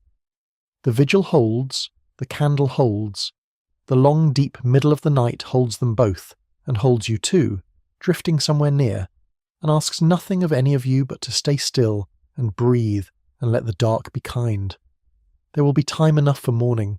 There is no morning yet. There is only the held and gentle night, and the soft gold light, and the slow, even breathing of a house, and a story, and a body all coming together to rest. Let the story soften now into the half-light where legends live, because what comes next belongs there, in the country of things whispered rather than written. Imagine the choice has been made, in the deepest part of that long night, made not in a flash but slowly, the way a tide turns, until the bride knows without quite deciding that she will not be married in the morning, that she will not wear the gown after all, that she will wear instead the grey. Imagine the maid rising from her chair when she sees it settle in the bride's face, and going quietly out, and coming back with a small bundle of plain cloth in her arms. This is the part the records never kept. This is the part that lives only in the telling. Hold it loosely the way you hold a dream. The bundle, unfolded on the bed, is almost nothing. A dress of grey wool, plain and serviceable, the kind a housemaid wears, worn soft at the elbows, mended once at the hem. A white apron, clean, the cloth a little stiff with starch. A plain shawl, dark and warm, a simple cap. Sturdy black shoes, scuffed, comfortable, made for standing and walking and climbing stairs, nothing like the soft pale slippers in the wardrobe. It is the whole costume of an ordinary working life, and it lies on the silk coverlet of the great bed looking strange and humble, and somehow more real than anything else in the beautiful room. The bride looks at it for a long moment before she touches it. When she does touch it, the first thing she notices is the cloth itself, how different it is. She has worn silk and satin and fine wool all her life, fabrics chosen for their drape and their sheen, fabrics that needed care. This grey wool is rough under her fingers, dense and warm and honest, woven to last and not to gleam. She lifts the dress, and it is heavier than it looks and lighter than her gowns. No whalebone in it, no frame, no train, nothing to manage. It is a garment made for a body that has to move, that has to bend and lift and climb, and holding it she feels, for the first time, a strange envy of the body it was made for, a body allowed to move. The undressing comes first, and it is its own small revolution. The maid unfastens her, but in reverse now, undoing the careful armour of her nightclothes and her stays, and the bride stands free of the corset for once in the cold air of the room, and breathes, truly breathes, deep into the bottom of her lungs the way she almost never can. It is dizzying, that first full breath. She had forgotten her ribs could move so far. She stands there in the candlelight, unlaced, unframed, for one moment simply a body and not a structure, and something in her loosens that has been clenched so long she had stopped feeling it. Then the grey dress goes on, over a plain shift, and it is astonishing how quickly it is done. There is no maze of buttons up the back. It fastens simply, in front, at the side, places she can reach herself. There is no lacing, no frame, no train to gather. In a few minutes she is dressed completely, dressed for a whole day, and she has done most of it with her own hands, and the speed of it is almost comic after the long elaborate ritual of her usual dressing. She ties the apron at her waist, she wraps the shawl, she pins the cap over her hair, which the maid has hastily plaited into something plain and tidy, and then she turns to the long mirror and she stops. The woman in the mirror is a stranger. The grey dress, the white apron, the dark shawl, the cap, the plaited hair, the comfortable shoes, the whole figure reads, instantly and completely as a servant. There is nothing in it that anyone would look at twice. The diamonds are gone, the gleam is gone, the careful architecture of the lady is gone, and in its place stands an ordinary working girl, the kind of figure that moves along the edges of every grand room and is never seen at all.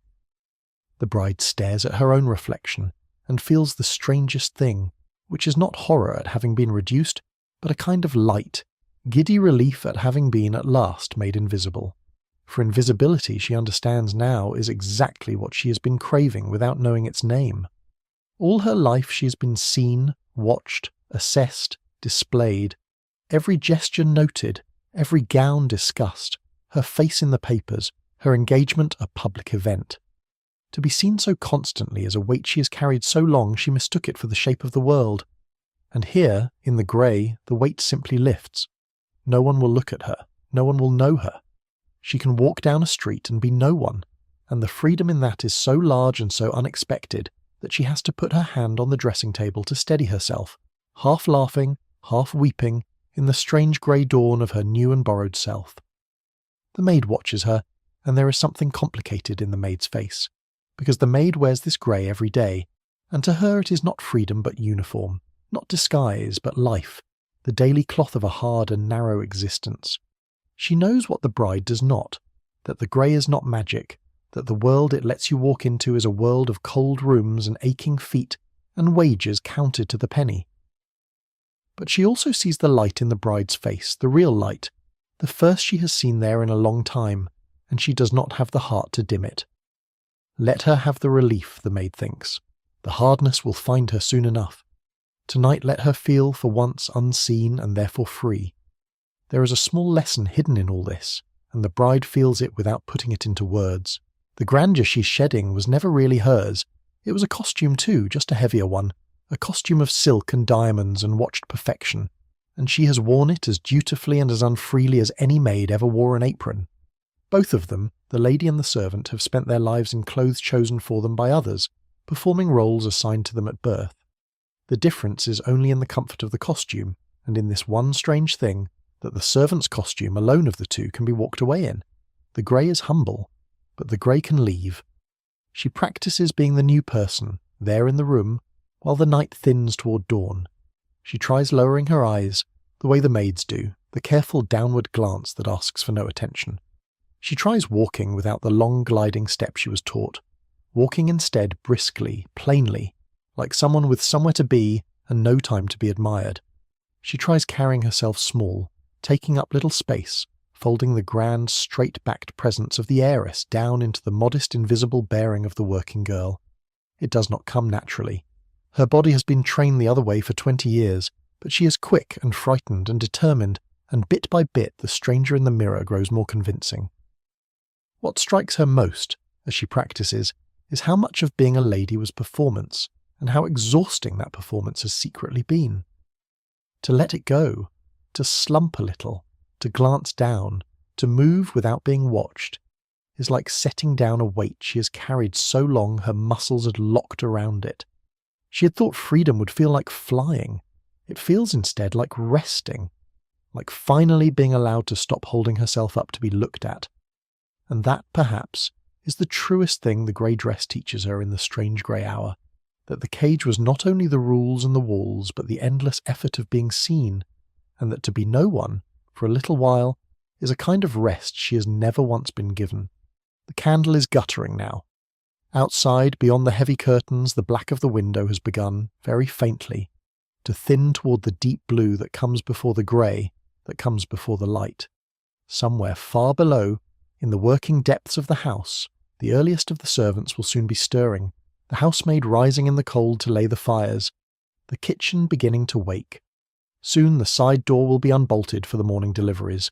Soon the lane behind the house will fill with the small, honest traffic of the early city, the carts and the tradesmen and the working people going about their dawn, among whom one more grey figure with a shawl and a downcast glance would pass entirely unremarked. The bride stands at the window's edge, in her borrowed grey, and lifts the corner of the heavy curtain and looks down into the lane.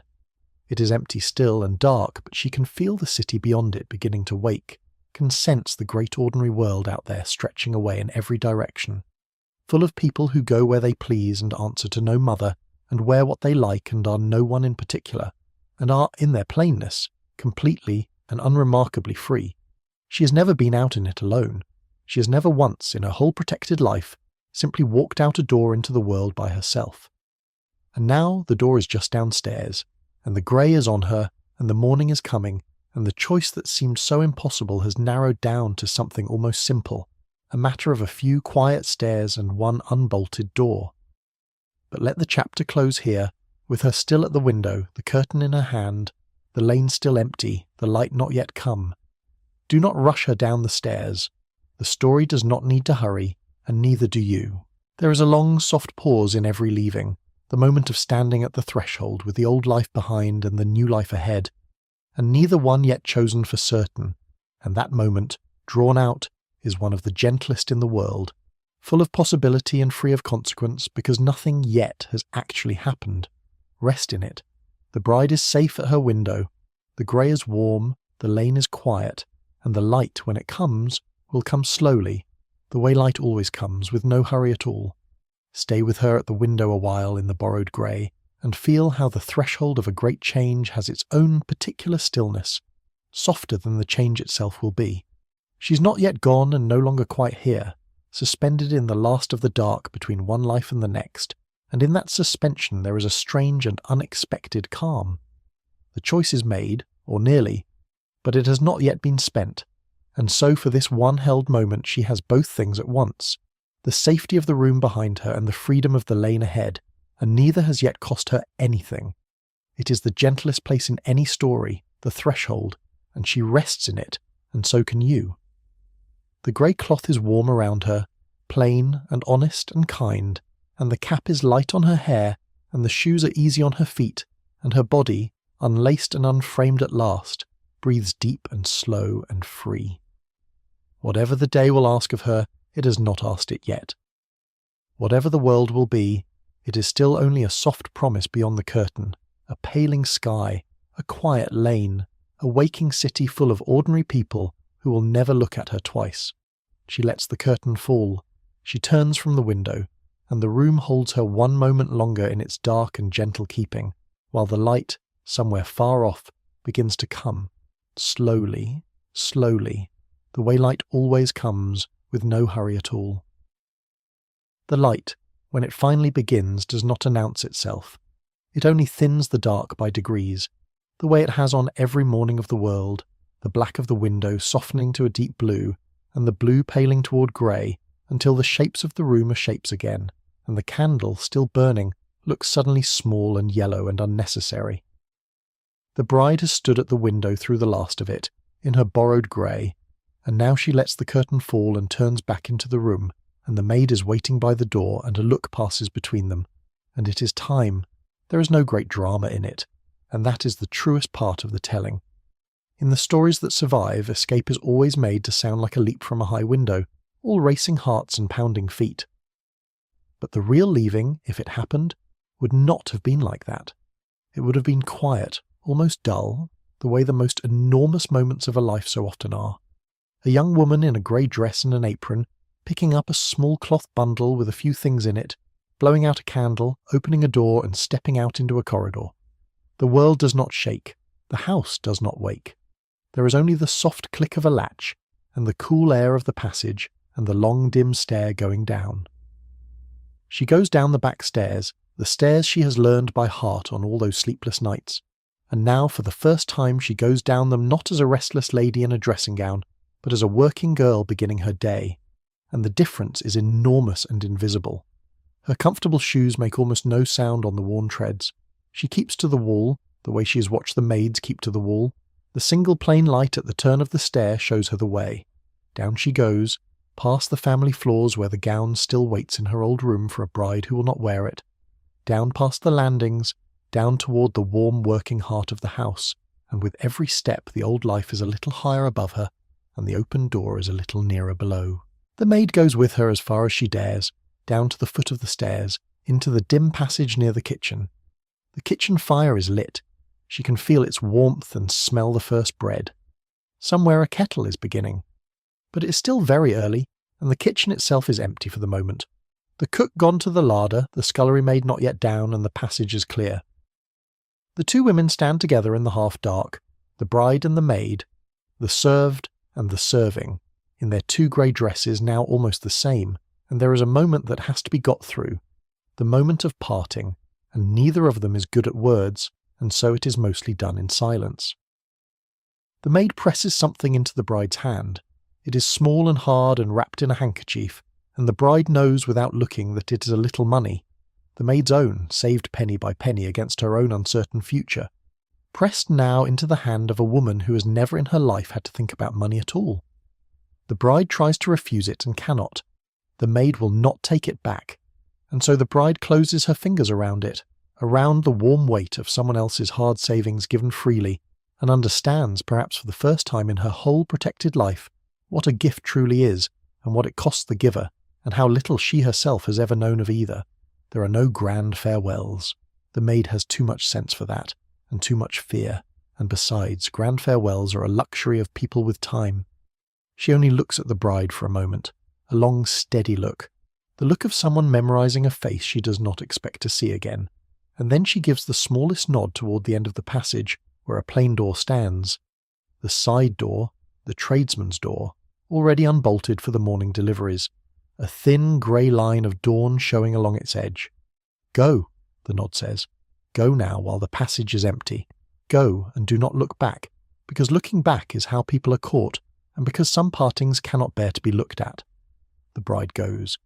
She crosses the last of the passage and puts her hand on the door, and the handle is cold and ordinary under her palm, the most ordinary thing in the world, a door handle, the kind of thing she has never had to touch because there has always been someone to open the door for her. She turns it. The door swings in, and the cold, clean air of the lane comes to meet her, smelling of stone and horses and the coming day, and the grey light falls across her face, and she steps over the threshold and out, and the door swings shut behind her with a soft sound, and just like that, without anything shaking or breaking, she's outside. She's out. She's in the world. The lane is just a lane, narrow and plain, running along the back of the great houses, and it is exactly as ordinary as it should be, and that ordinariness is the most extraordinary thing she has ever seen. There are no marble steps, no liveried footman, no waiting carriage. There is a delivery cart at the far end, a man unloading something, a cat picking its way along a wall, a smell of bread from a basement kitchen, the grey early sky overhead with one pale star still in it. It is the back of the world, the working side, the side she has lived above all her life and never once stood in, and now she's standing in it, in her grey dress and her apron, and not one single person is looking at her. She begins to walk. She does not run. Running draws the eye, and besides, where would she run to? She walks, briskly, plainly, the way she practised in the bedroom, head a little down, shawl pulled close, just a working girl going early to her place. And she comes out of the lane into a wider street, and the street is waking. There are other people now, a few, the early people, a man with a barrow, 2 women with baskets, a boy sweeping a step, all of them ordinary, all of them busy, all of them entirely uninterested in one more grey figure among them. And the bride, who has spent her whole life being the most watched person in any room, walks down the middle of the waking street wrapped in the great soft cloak of being no one, and is not seen, and is free. It is worth dwelling on that feeling slowly, because it is the heart of the whole story, the still centre toward which everything has been moving. It is not joy, exactly. It is too strange and too frightening for joy. It is more like the feeling of stepping out of a hot, crowded room into the cool night air, that sudden ease in the chest, that first deep breath. The eyes that have followed her all her life are gone. The expectations are gone.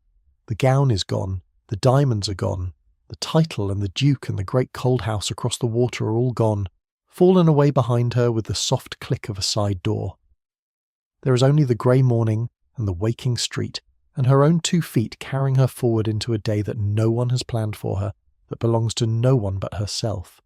She does not know where she is going. That is the truth of it, and it should frighten her more than it does. She has a little money wrapped in a handkerchief and the clothes she stands in, and no plan worth the name. Only the vague shape of a hope. A train, perhaps. A city far from here. A man who once looked at her as though she were real. Or perhaps not even that. Perhaps only the open road and whatever it brings. By every sensible measure she's in great danger. A sheltered young woman alone in the world with no skills and no protection. And yet she walks on through the grey morning with something close to peace in her. Because for this 1 hour, this first free hour, the danger is still abstract and the freedom is real, and the freedom is so large and so long awaited that it crowds the danger out. Back in the house she's left, the morning is unfolding without her, though she does not see it, and you need not dwell on it. There will be a discovery later, when the maid goes up to begin the dressing, and finds the bed empty and the gown untouched. There will be a search, and an uproar, and a great deal of grief and fury, and the machinery of a powerful family thrown into confusion.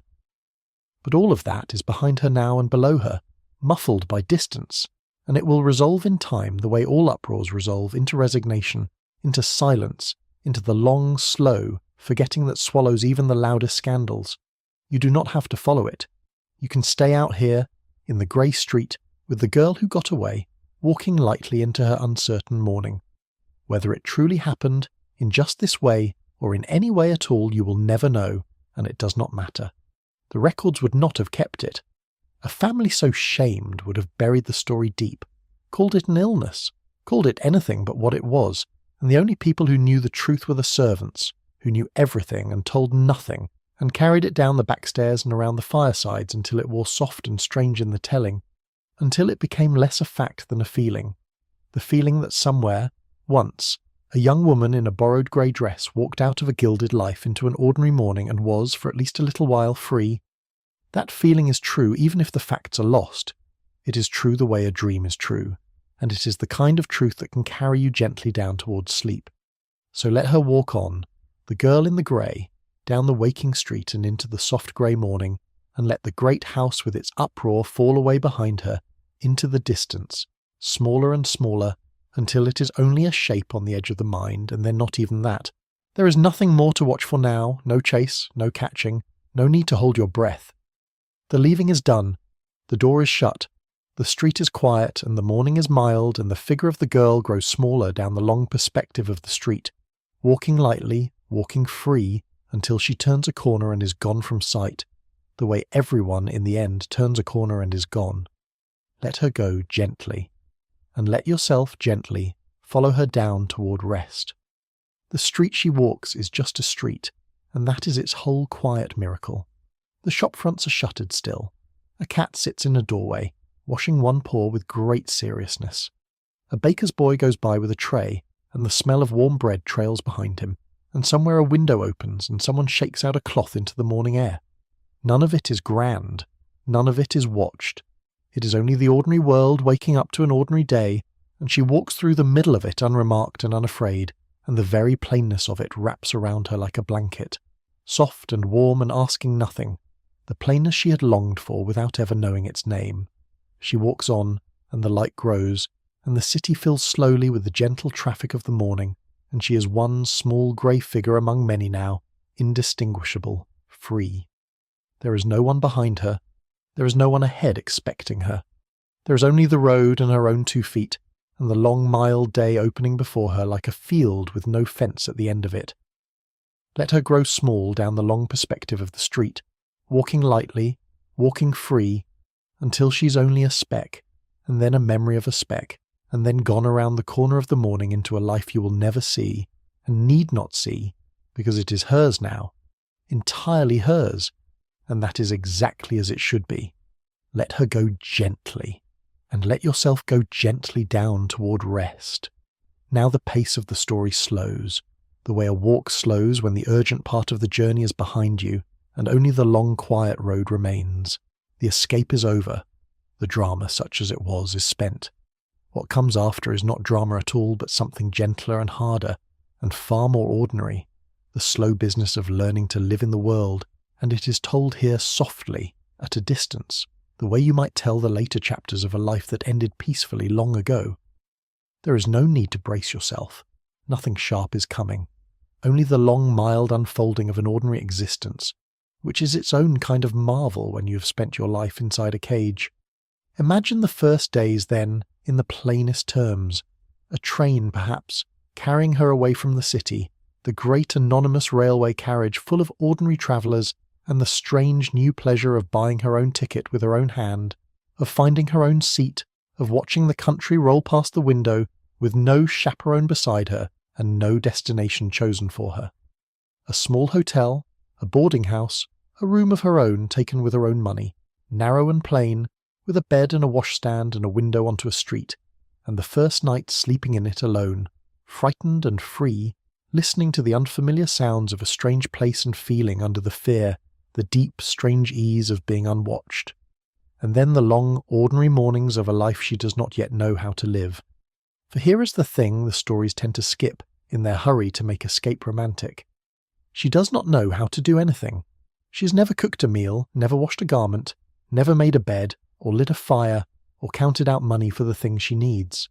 The skills that every working girl learns as a child, the skills she watched her own maids perform 1,000 times without ever once thinking them difficult, she does not have. The grey dress let her walk out the door, but the grey dress did not teach her how to live, and now she must learn, slowly, clumsily, with burned hands and ruined laundry and small daily defeats, the 10,000 small competencies that her whole protected life left out. It is humbling, and it is good for her, though it does not always feel good. She burns the food, she shrinks the wool, she pays too much because she does not know what things cost, and is cheated because she does not know she's being cheated, and runs short before the week is out because no one ever taught her that money is finite and must be made to stretch. She learns these things the way everyone learns them, by getting them wrong, and there is a kind of dignity in the getting wrong, the dignity of a person finally being allowed to fail at her own life rather than succeed at someone else's. Each small mistake is hers. Each small thing learned is hers.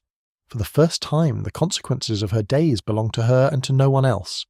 And she discovers, to her surprise, that the work is not beneath her, that it was never beneath anyone, that the contempt in which her old world held such labour was a kind of blindness.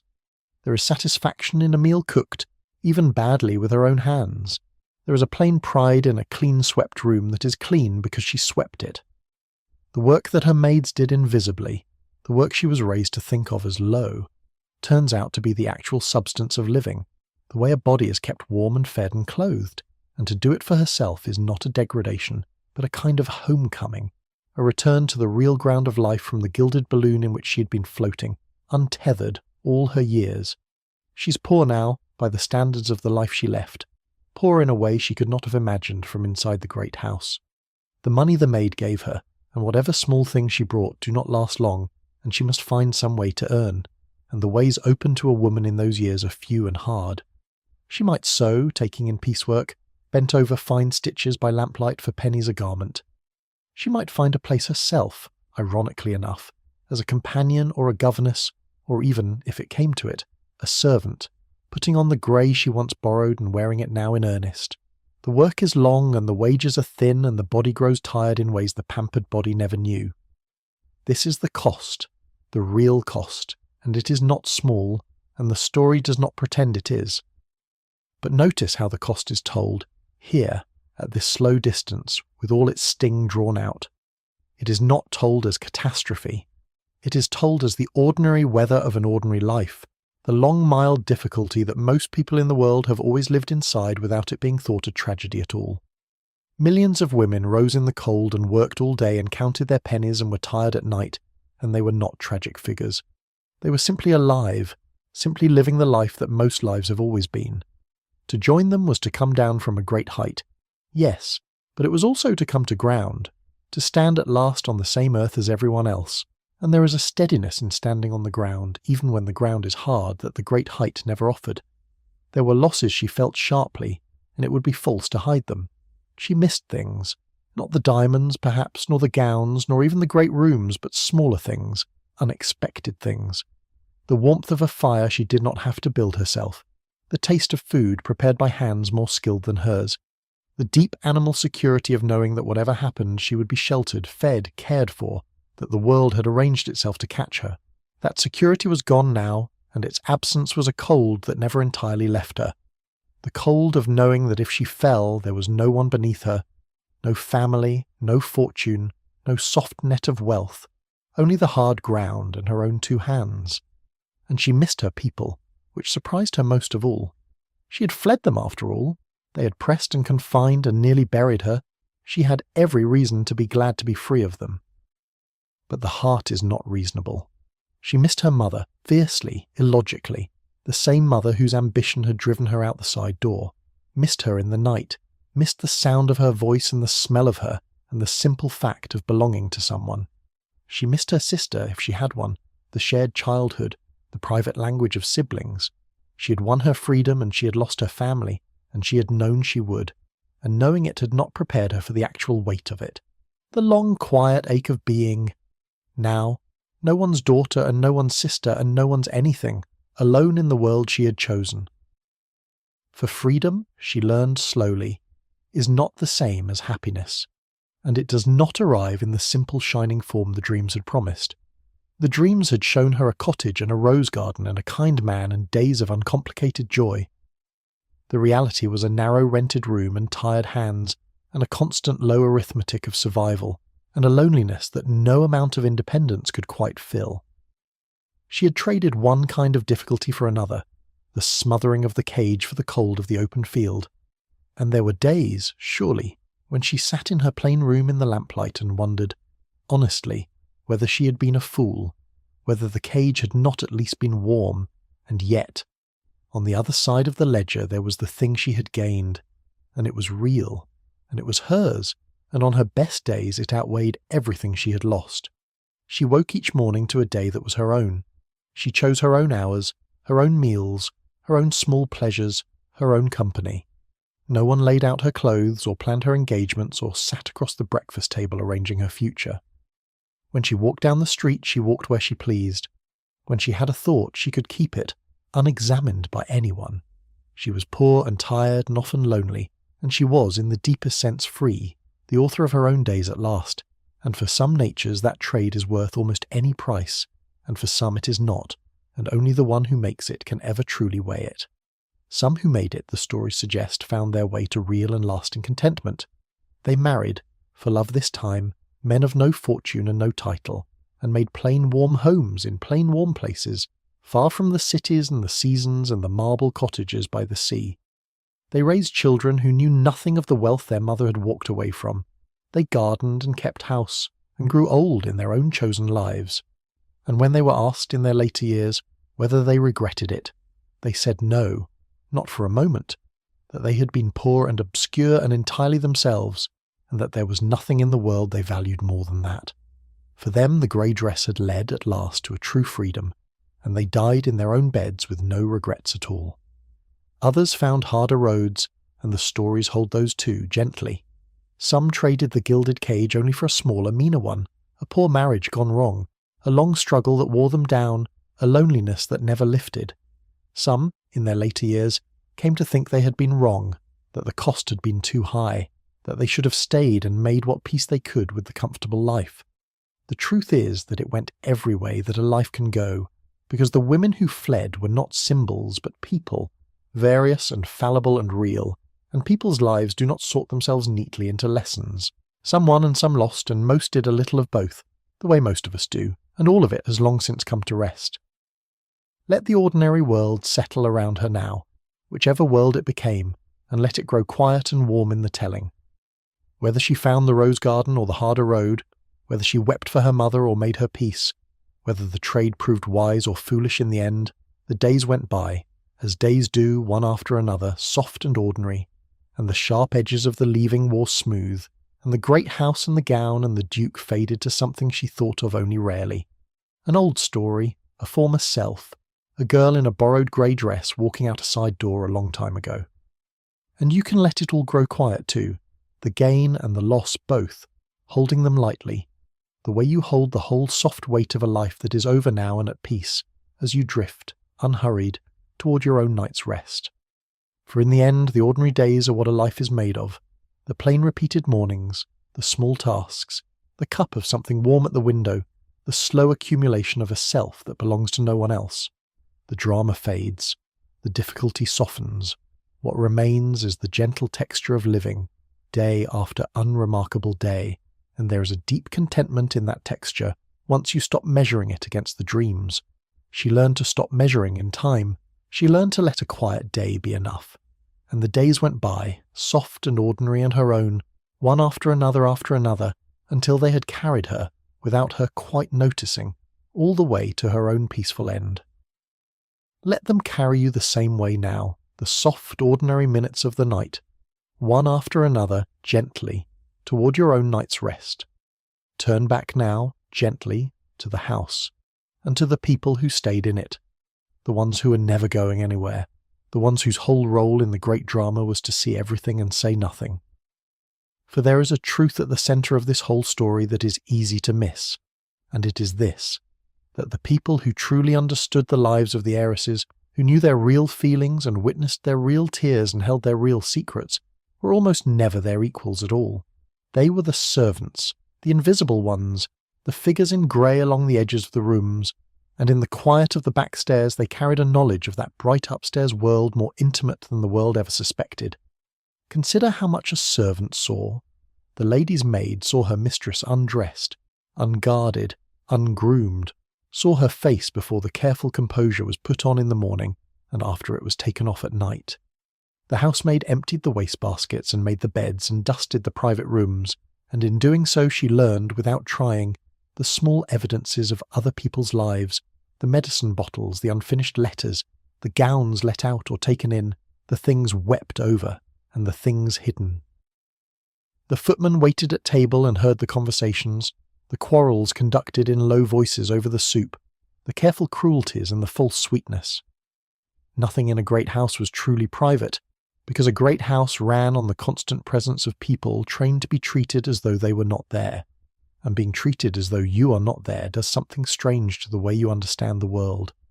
The servant saw the family the way you see actors from the wings, all the machinery showing, the costumes half off, the grand performance revealed as a performance.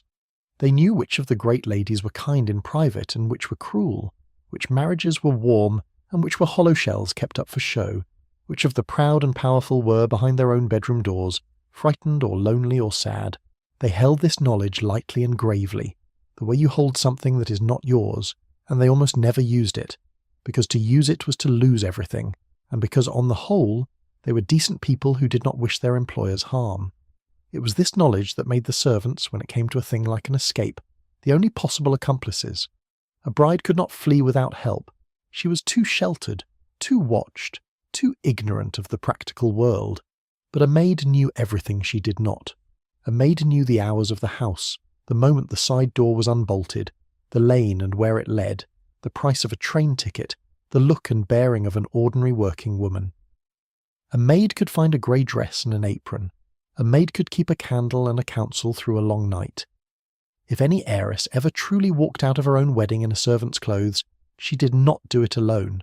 She did it because someone below stairs chose, at real risk to herself, to help her, and that choice is the quiet beating heart of the whole legend. Picture the risk that servant took, and the strangeness of taking it. She had no fortune to fall back on, no family of wealth, no protection of any kind.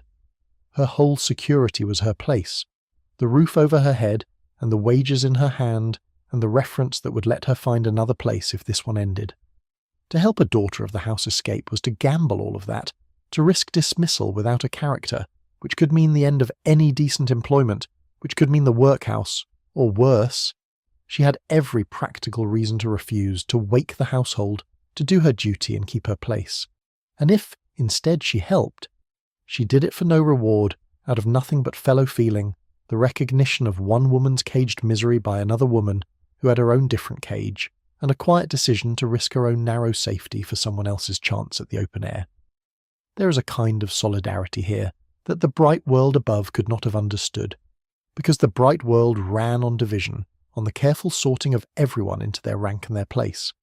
But below stairs, among people who shared the same long hours and the same hard beds and the same daily smallness, a different thing grew, a horizontal loyalty, a closing of ranks, a sense that the people who laboured together owed something to one another that they did not owe to the people they served. They covered for one another, they shared what little they had, they kept one another's secrets as a matter of instinct and honour, and now and then that loyalty reached up across the great divide and took in a daughter of the house, if she was suffering enough and human enough to be worth the reaching. And when the escape was discovered, as it always would be, the servants closed ranks again, this time in silence.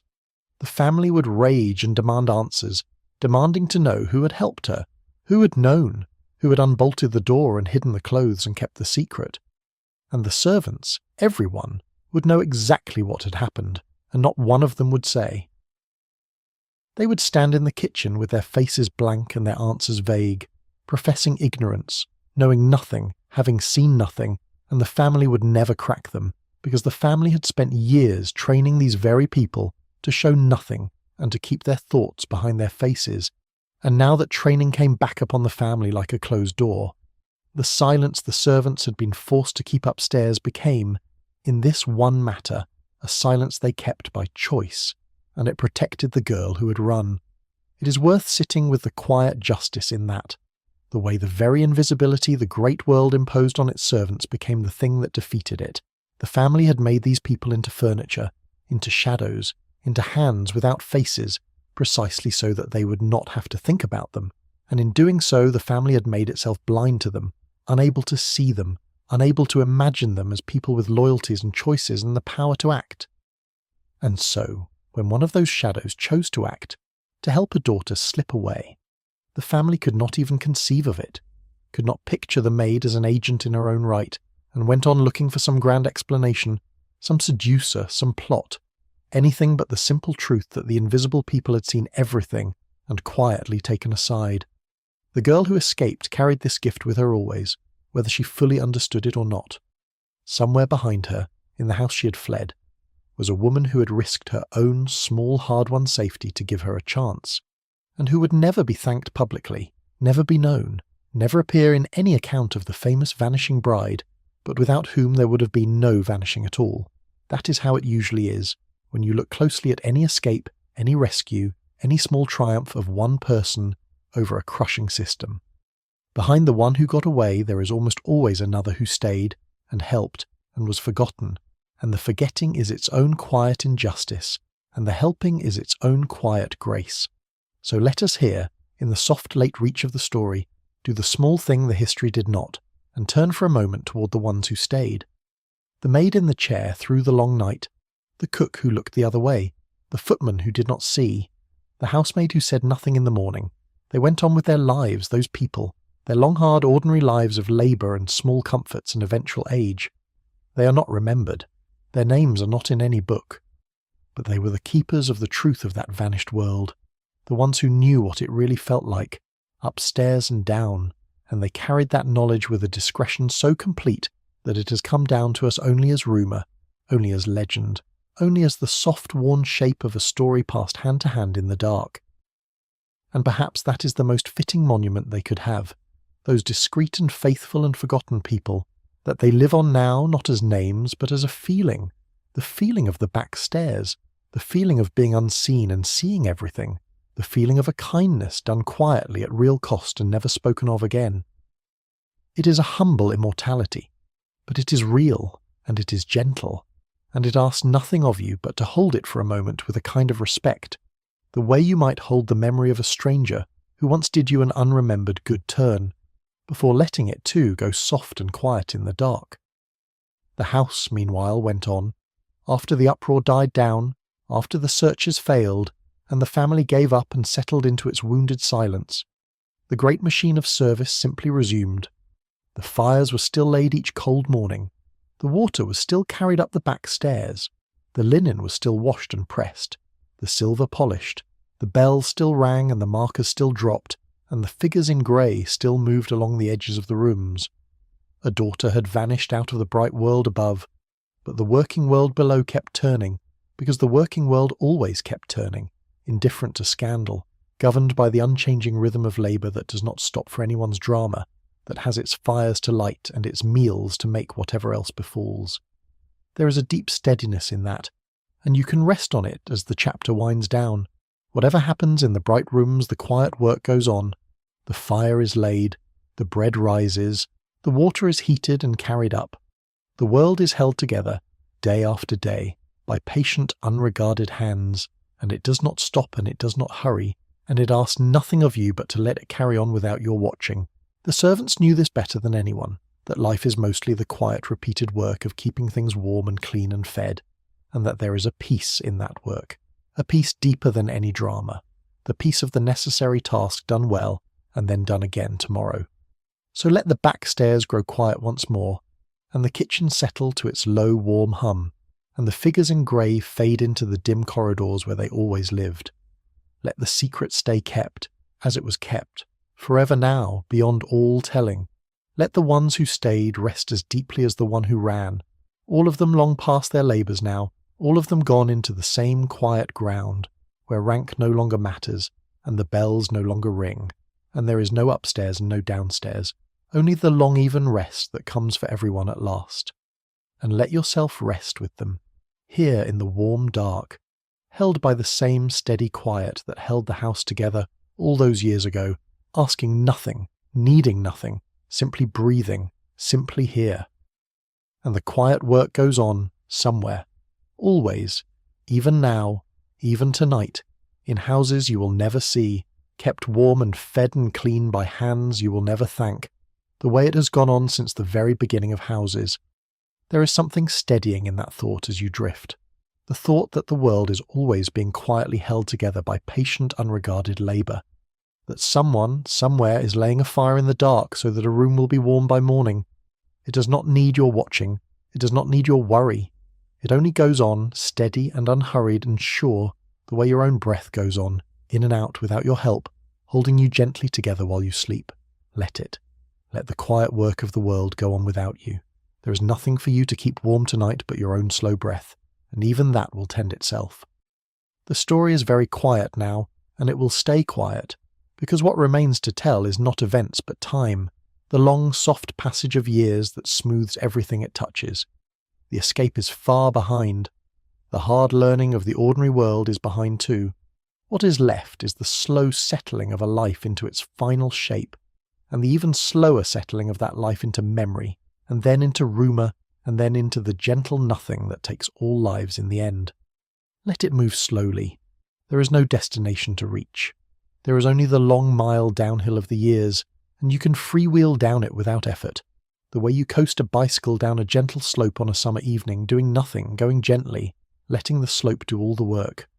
Years pass for the woman who ran. The sharp, strange newness of freedom wears, over time, into something quieter and more ordinary, the simple texture of a life being lived. The room that was once thrillingly her own becomes just her room. The work that was once humbling becomes just her work, done well now, her hands grown skilled where they were once clumsy. The fear that once shadowed every day softens into a manageable background hum. The ordinary insecurity of an ordinary life, no longer terror, just the weather. She's no longer the runaway bride, the famous vanished heiress. She is just a woman, getting older, in a plain life, and the dramatic young creature who climbed down the back stairs has become a story she tells herself less and less often, until some days she scarcely remembers it was her. She ages, as we all age, and the world she fled ages too, and changes, faster than she could have guessed. The great gilded world of her youth, which had seemed so eternal, so fixed, so much the unalterable order of things, turns out to have been a passing season after all. The fashions change, the fortunes shift, the rigid rules that bound her loosen year by year, decade by decade. Young women begin to do things her own youth could never have dreamed of, to go out alone, to work, to choose, to vote at last, to live lives that would have been scandalous in the season of her own wedding. She watches it from her ordinary distance with a strange, complicated feeling, half wistfulness that it came too late for her, half quiet satisfaction that it came at all. For she had been, in her small way, ahead of it. She had done, alone and at terrible cost, the thing that the whole slow tide of the years was moving toward, the simple, radical thing of choosing her own life. She had not thought of herself as a pioneer. She had thought of herself only as a frightened girl in a borrowed dress, running. But the tide that came after, the great slow loosening of women's lives, was made of countless such small private rebellions, each one a thread, and her own thread was in it somewhere, pulling, however faintly, in the same direction. She would never know what difference it made. None of them ever did. But it was there, her small pull on the great rope, and it counted in the way that everything counts and nothing can be measured. Whether she regretted it in the end is the question the story keeps circling, and the honest answer is that it depended, and went on depending, all the way to the end of her life. There were days, surely, when she did not regret it for an instant, when she woke in her own bed in her own life and felt the deep plain rightness of being herself, and would not have traded that for all the marble and diamonds in the world. And there were other days, darker ones, when she was tired or ill or lonely or cold, when she remembered the warmth and the safety she had thrown away and wondered, in the small hours, whether she had been a fool, whether the cage had not at least kept the rain off. Both feelings were true, and they did not cancel out, and she learned, as everyone learns, to hold them both at once. That is what a life is in the end, not a verdict but a holding, the holding of all its gains and all its losses together, without ever quite settling the account. She had gained her freedom and lost her family and her fortune, and her place in the only world she knew, and there was no scale on which those things could be weighed against each other, no sum that came out clean. She had simply chosen once in the dark the way we all must choose, with incomplete knowledge and no guarantee, and then she had lived with the choice, the way we all must live with our choices, finding the good in it on the good days and bearing the cost of it on the hard ones, until the choosing and the bearing were simply the fabric of her one and only life. And then there were the women who did not run, the ones who stayed and married as they were told. The story is fair to them too here at its quiet end, because their lives were not the simple cautionary triumphs that the disapproving world made of them. Some of them were content, even happy. Some made real peace with the men they had not chosen, or found over the long years, a love that had not been there at the start.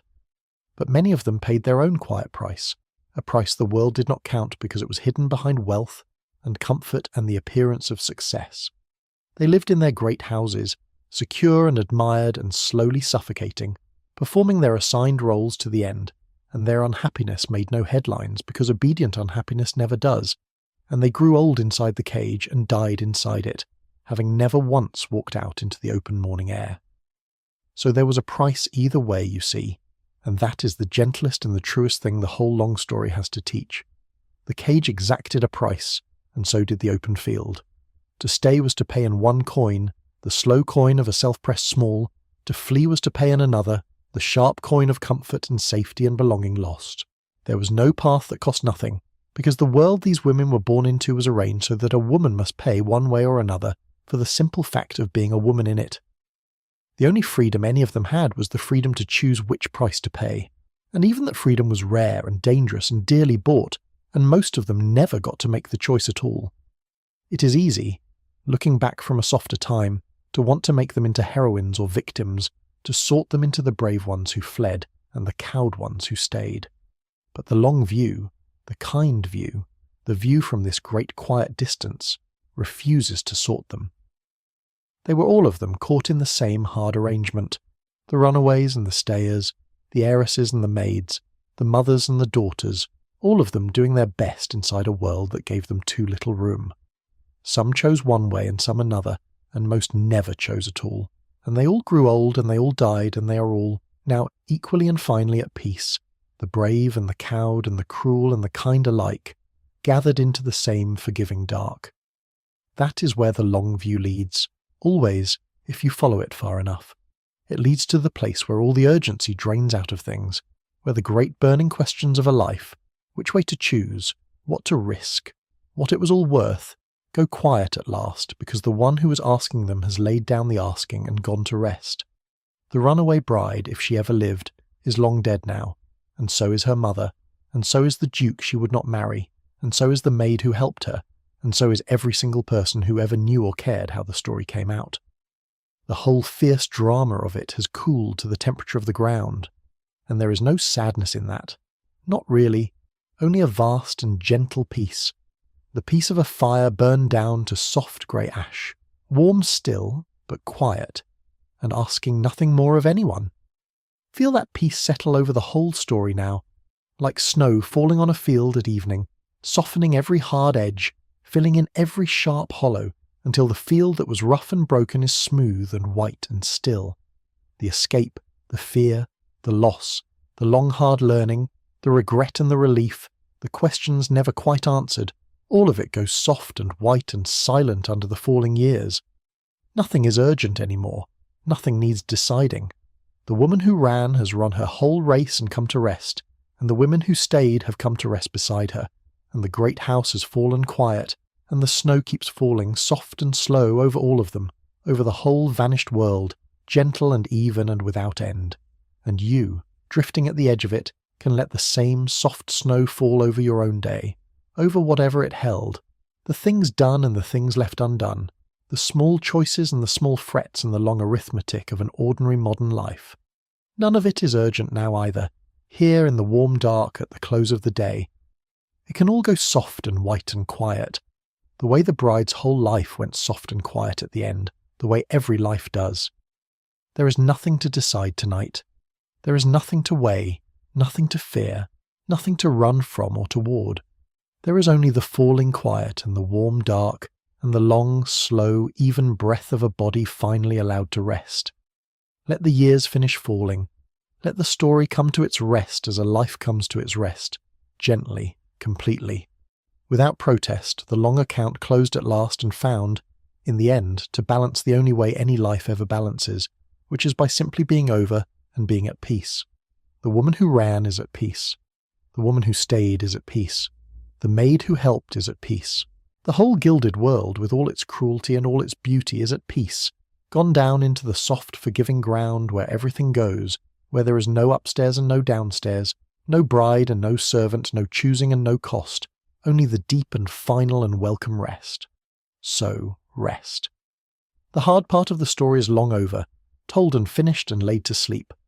What remains is only the gentle aftermath, the snow on the quiet field, the ash of the burned-down fire, the soft long silence after a tale is told. You do not need to follow the story any further than this, for there is hardly any further to go. It has nearly told itself out, the way a fire nearly burns itself out, down to a low, steady glow that gives off warmth without flame. Stay by that low, warm glow a little longer, in the deep quiet, and let your breath go slow and slower, and let the falling years carry you the rest of the way down, gently, gently, toward the sleep that is waiting for you now, soft and dark and near. Let the snow keep falling over the field of the whole long story, soft and slow and without end, until there is no telling where one thing ends and the next begins, the escape and the staying, the gain and the loss, the heiress and the maid, all of it gone smooth and white and silent under the gentle covering of the years. The field that was rough is smooth now. The hollows that were sharp are filled. There is nothing left standing up that could catch at you, nothing left jagged that could keep you from rest, only the long, even white of a world laid down to sleep under the falling quiet, peaceful past all troubling, soft past all sorrow.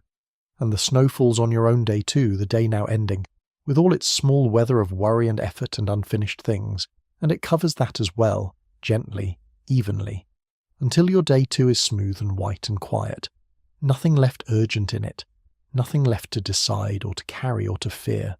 The whole world is going under the soft white quiet together, the long ago and the now, the people in the story and you yourself, all of it settling, all of it stilling, all of it sinking down into the same deep, gentle rest.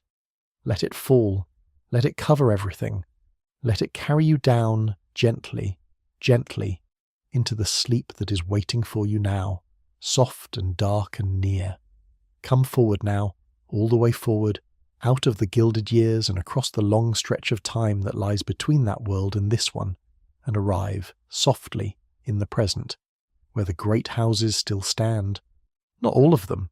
Many were torn down when the fortunes faded and the way of life ended, their marble carted off, their gardens paved, their grandeur erased as though it had never been. But some survived, and the ones that survived did a curious thing. They became museums.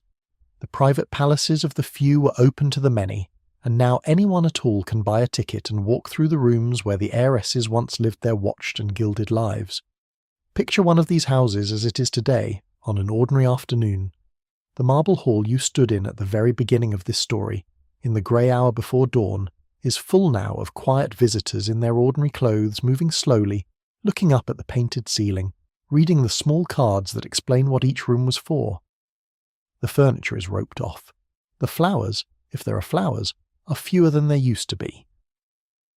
A guide speaks softly to a small group, telling them about the family that lived here, the fortune that built it, the parties, the gowns, the famous names.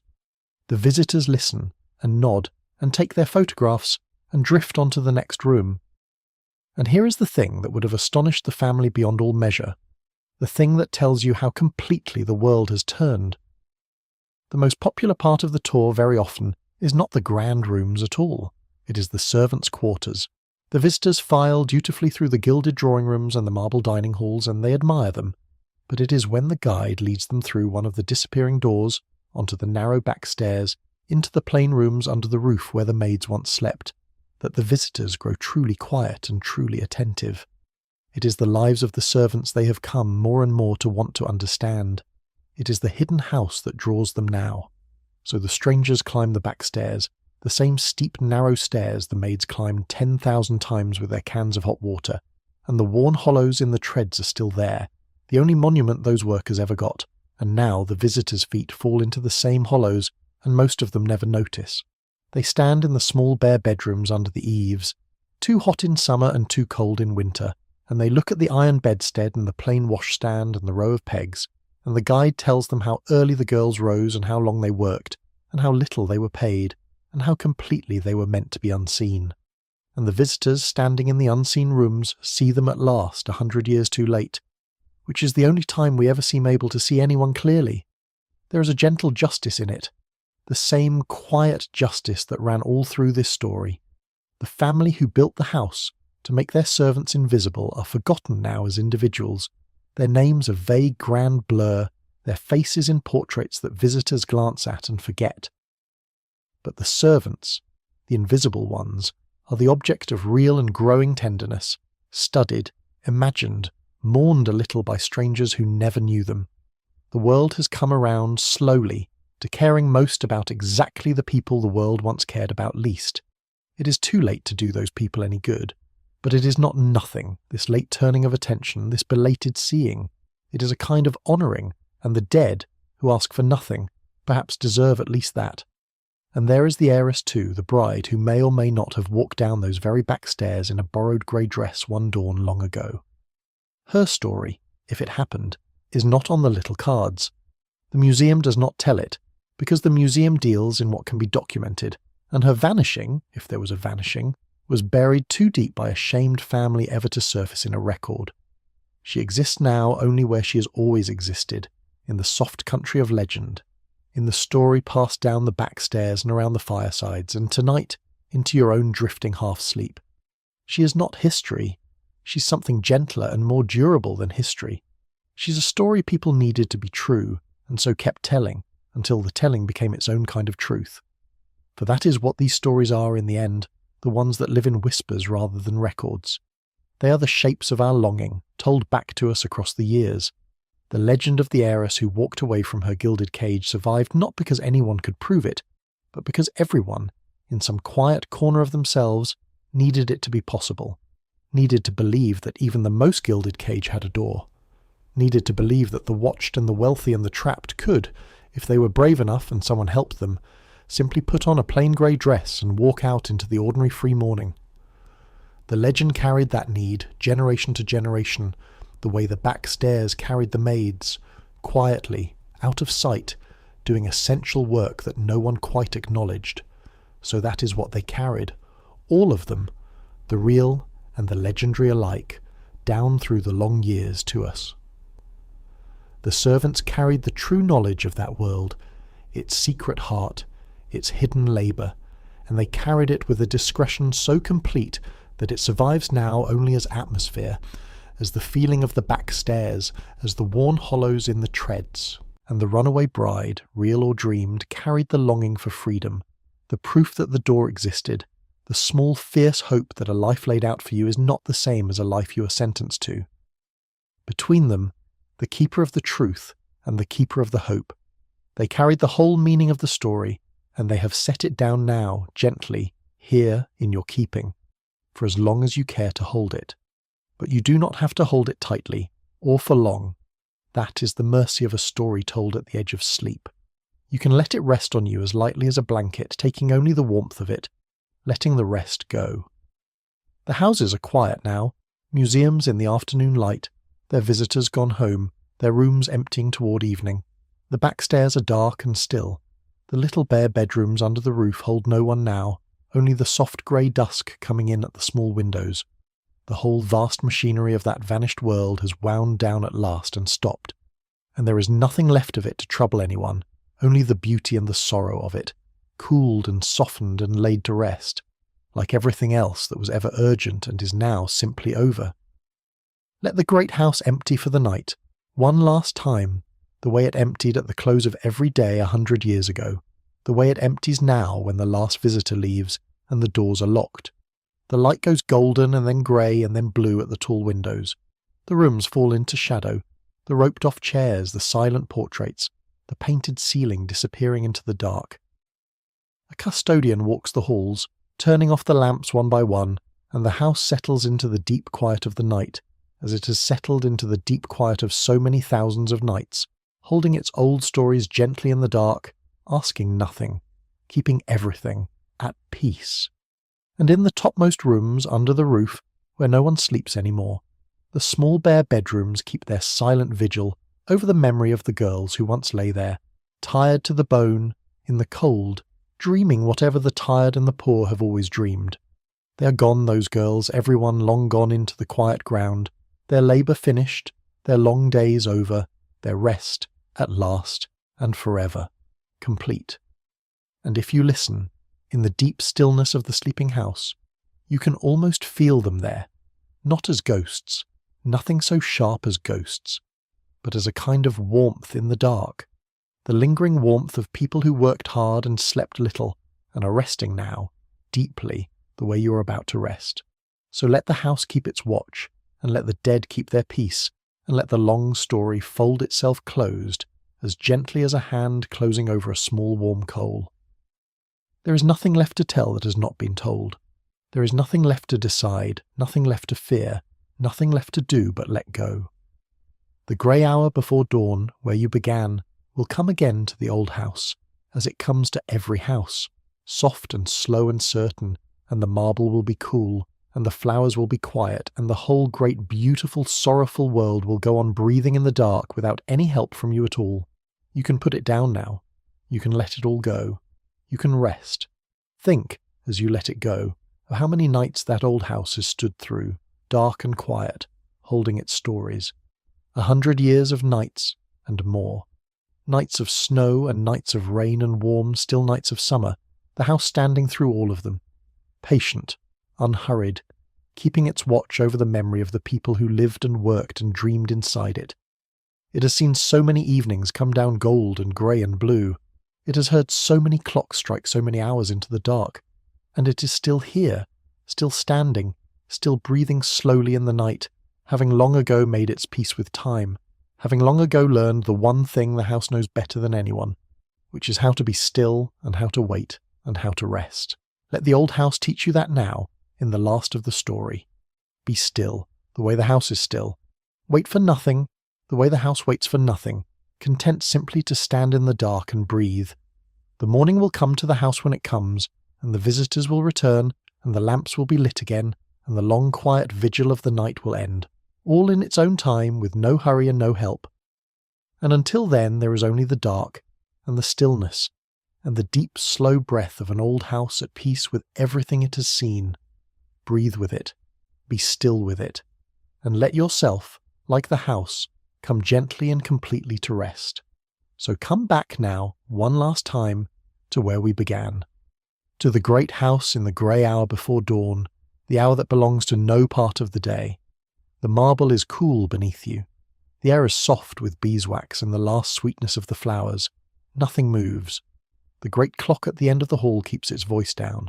The whole house is breathing slowly in the dark, and you are breathing slowly with it, in and out, and in again, easy and unhurried, with nowhere to be and nothing to do. Far above, a young woman is sleeping, or has slipped away, or never lived at all except in the telling. It does not matter now, it has never mattered less. The story is over. It has been set down. All the people in it have gone to their rest, the heiress and the maid, the mother and the duke, the ones who ran and the ones who stayed, all of them quiet now, all of them at peace, gathered into the same soft forgiving dark that is gathering gently around you. Let the house grow dim. Let the rooms fall one by one into shadow. The drawing room, the library, the long dining hall, the tall windows going from grey to blue to black. Let the fires burn down to a low warm glow, and then to soft grey ash. Let the back stairs go dark and still. There is nothing left to light, nothing left to carry, nothing left to fasten or to fear. The work is done. The day is done. The long story is done. One light is still burning, somewhere far off in the house, a single small lamp left on in an empty room, warm and gold in all the quiet dark. You can see it from where you are drifting, that one soft light, steady and far away, keeping its small watch over the sleeping house. And as you watch it, it grows softer and dimmer and further, the way a light does when you're falling asleep, until it is only a faint warm glow at the very edge of seeing, and then a memory of a glow, and then gently, nothing at all. There is nowhere you need to be.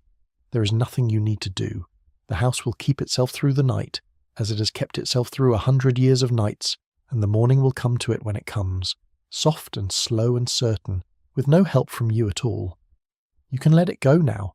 You can let all of it go, the story and the day and the long arithmetic of being awake, and sink down, easily, into the warm dark that is waiting for you, soft as a blanket, deep as a well, gentle as the grey hour before dawn. Breathe in slowly, and out slower still, and let yourself drift down and down into the quiet, into the dark, into the deep and welcome rest. The great house is sleeping, the whole vanished world is sleeping. And now, gently, so are you. Thank you so much for watching. If you'd like to see more videos like this, please consider leaving a like and subscribing to the channel. It really helps us keep making more content. See you in the next one. And before you drift off completely, here is one small thing to wonder about as you fall asleep. If you could spend one quiet evening inside one of those great houses, would you rather be the heiress in the warm room upstairs, with all its comfort and all its watching, or the maid who knew every back staircase by heart and could slip out the side door into the open morning whenever she pleased? There is no right answer. If a thought comes to you, leave it in the comments and I will read it. Sleep well.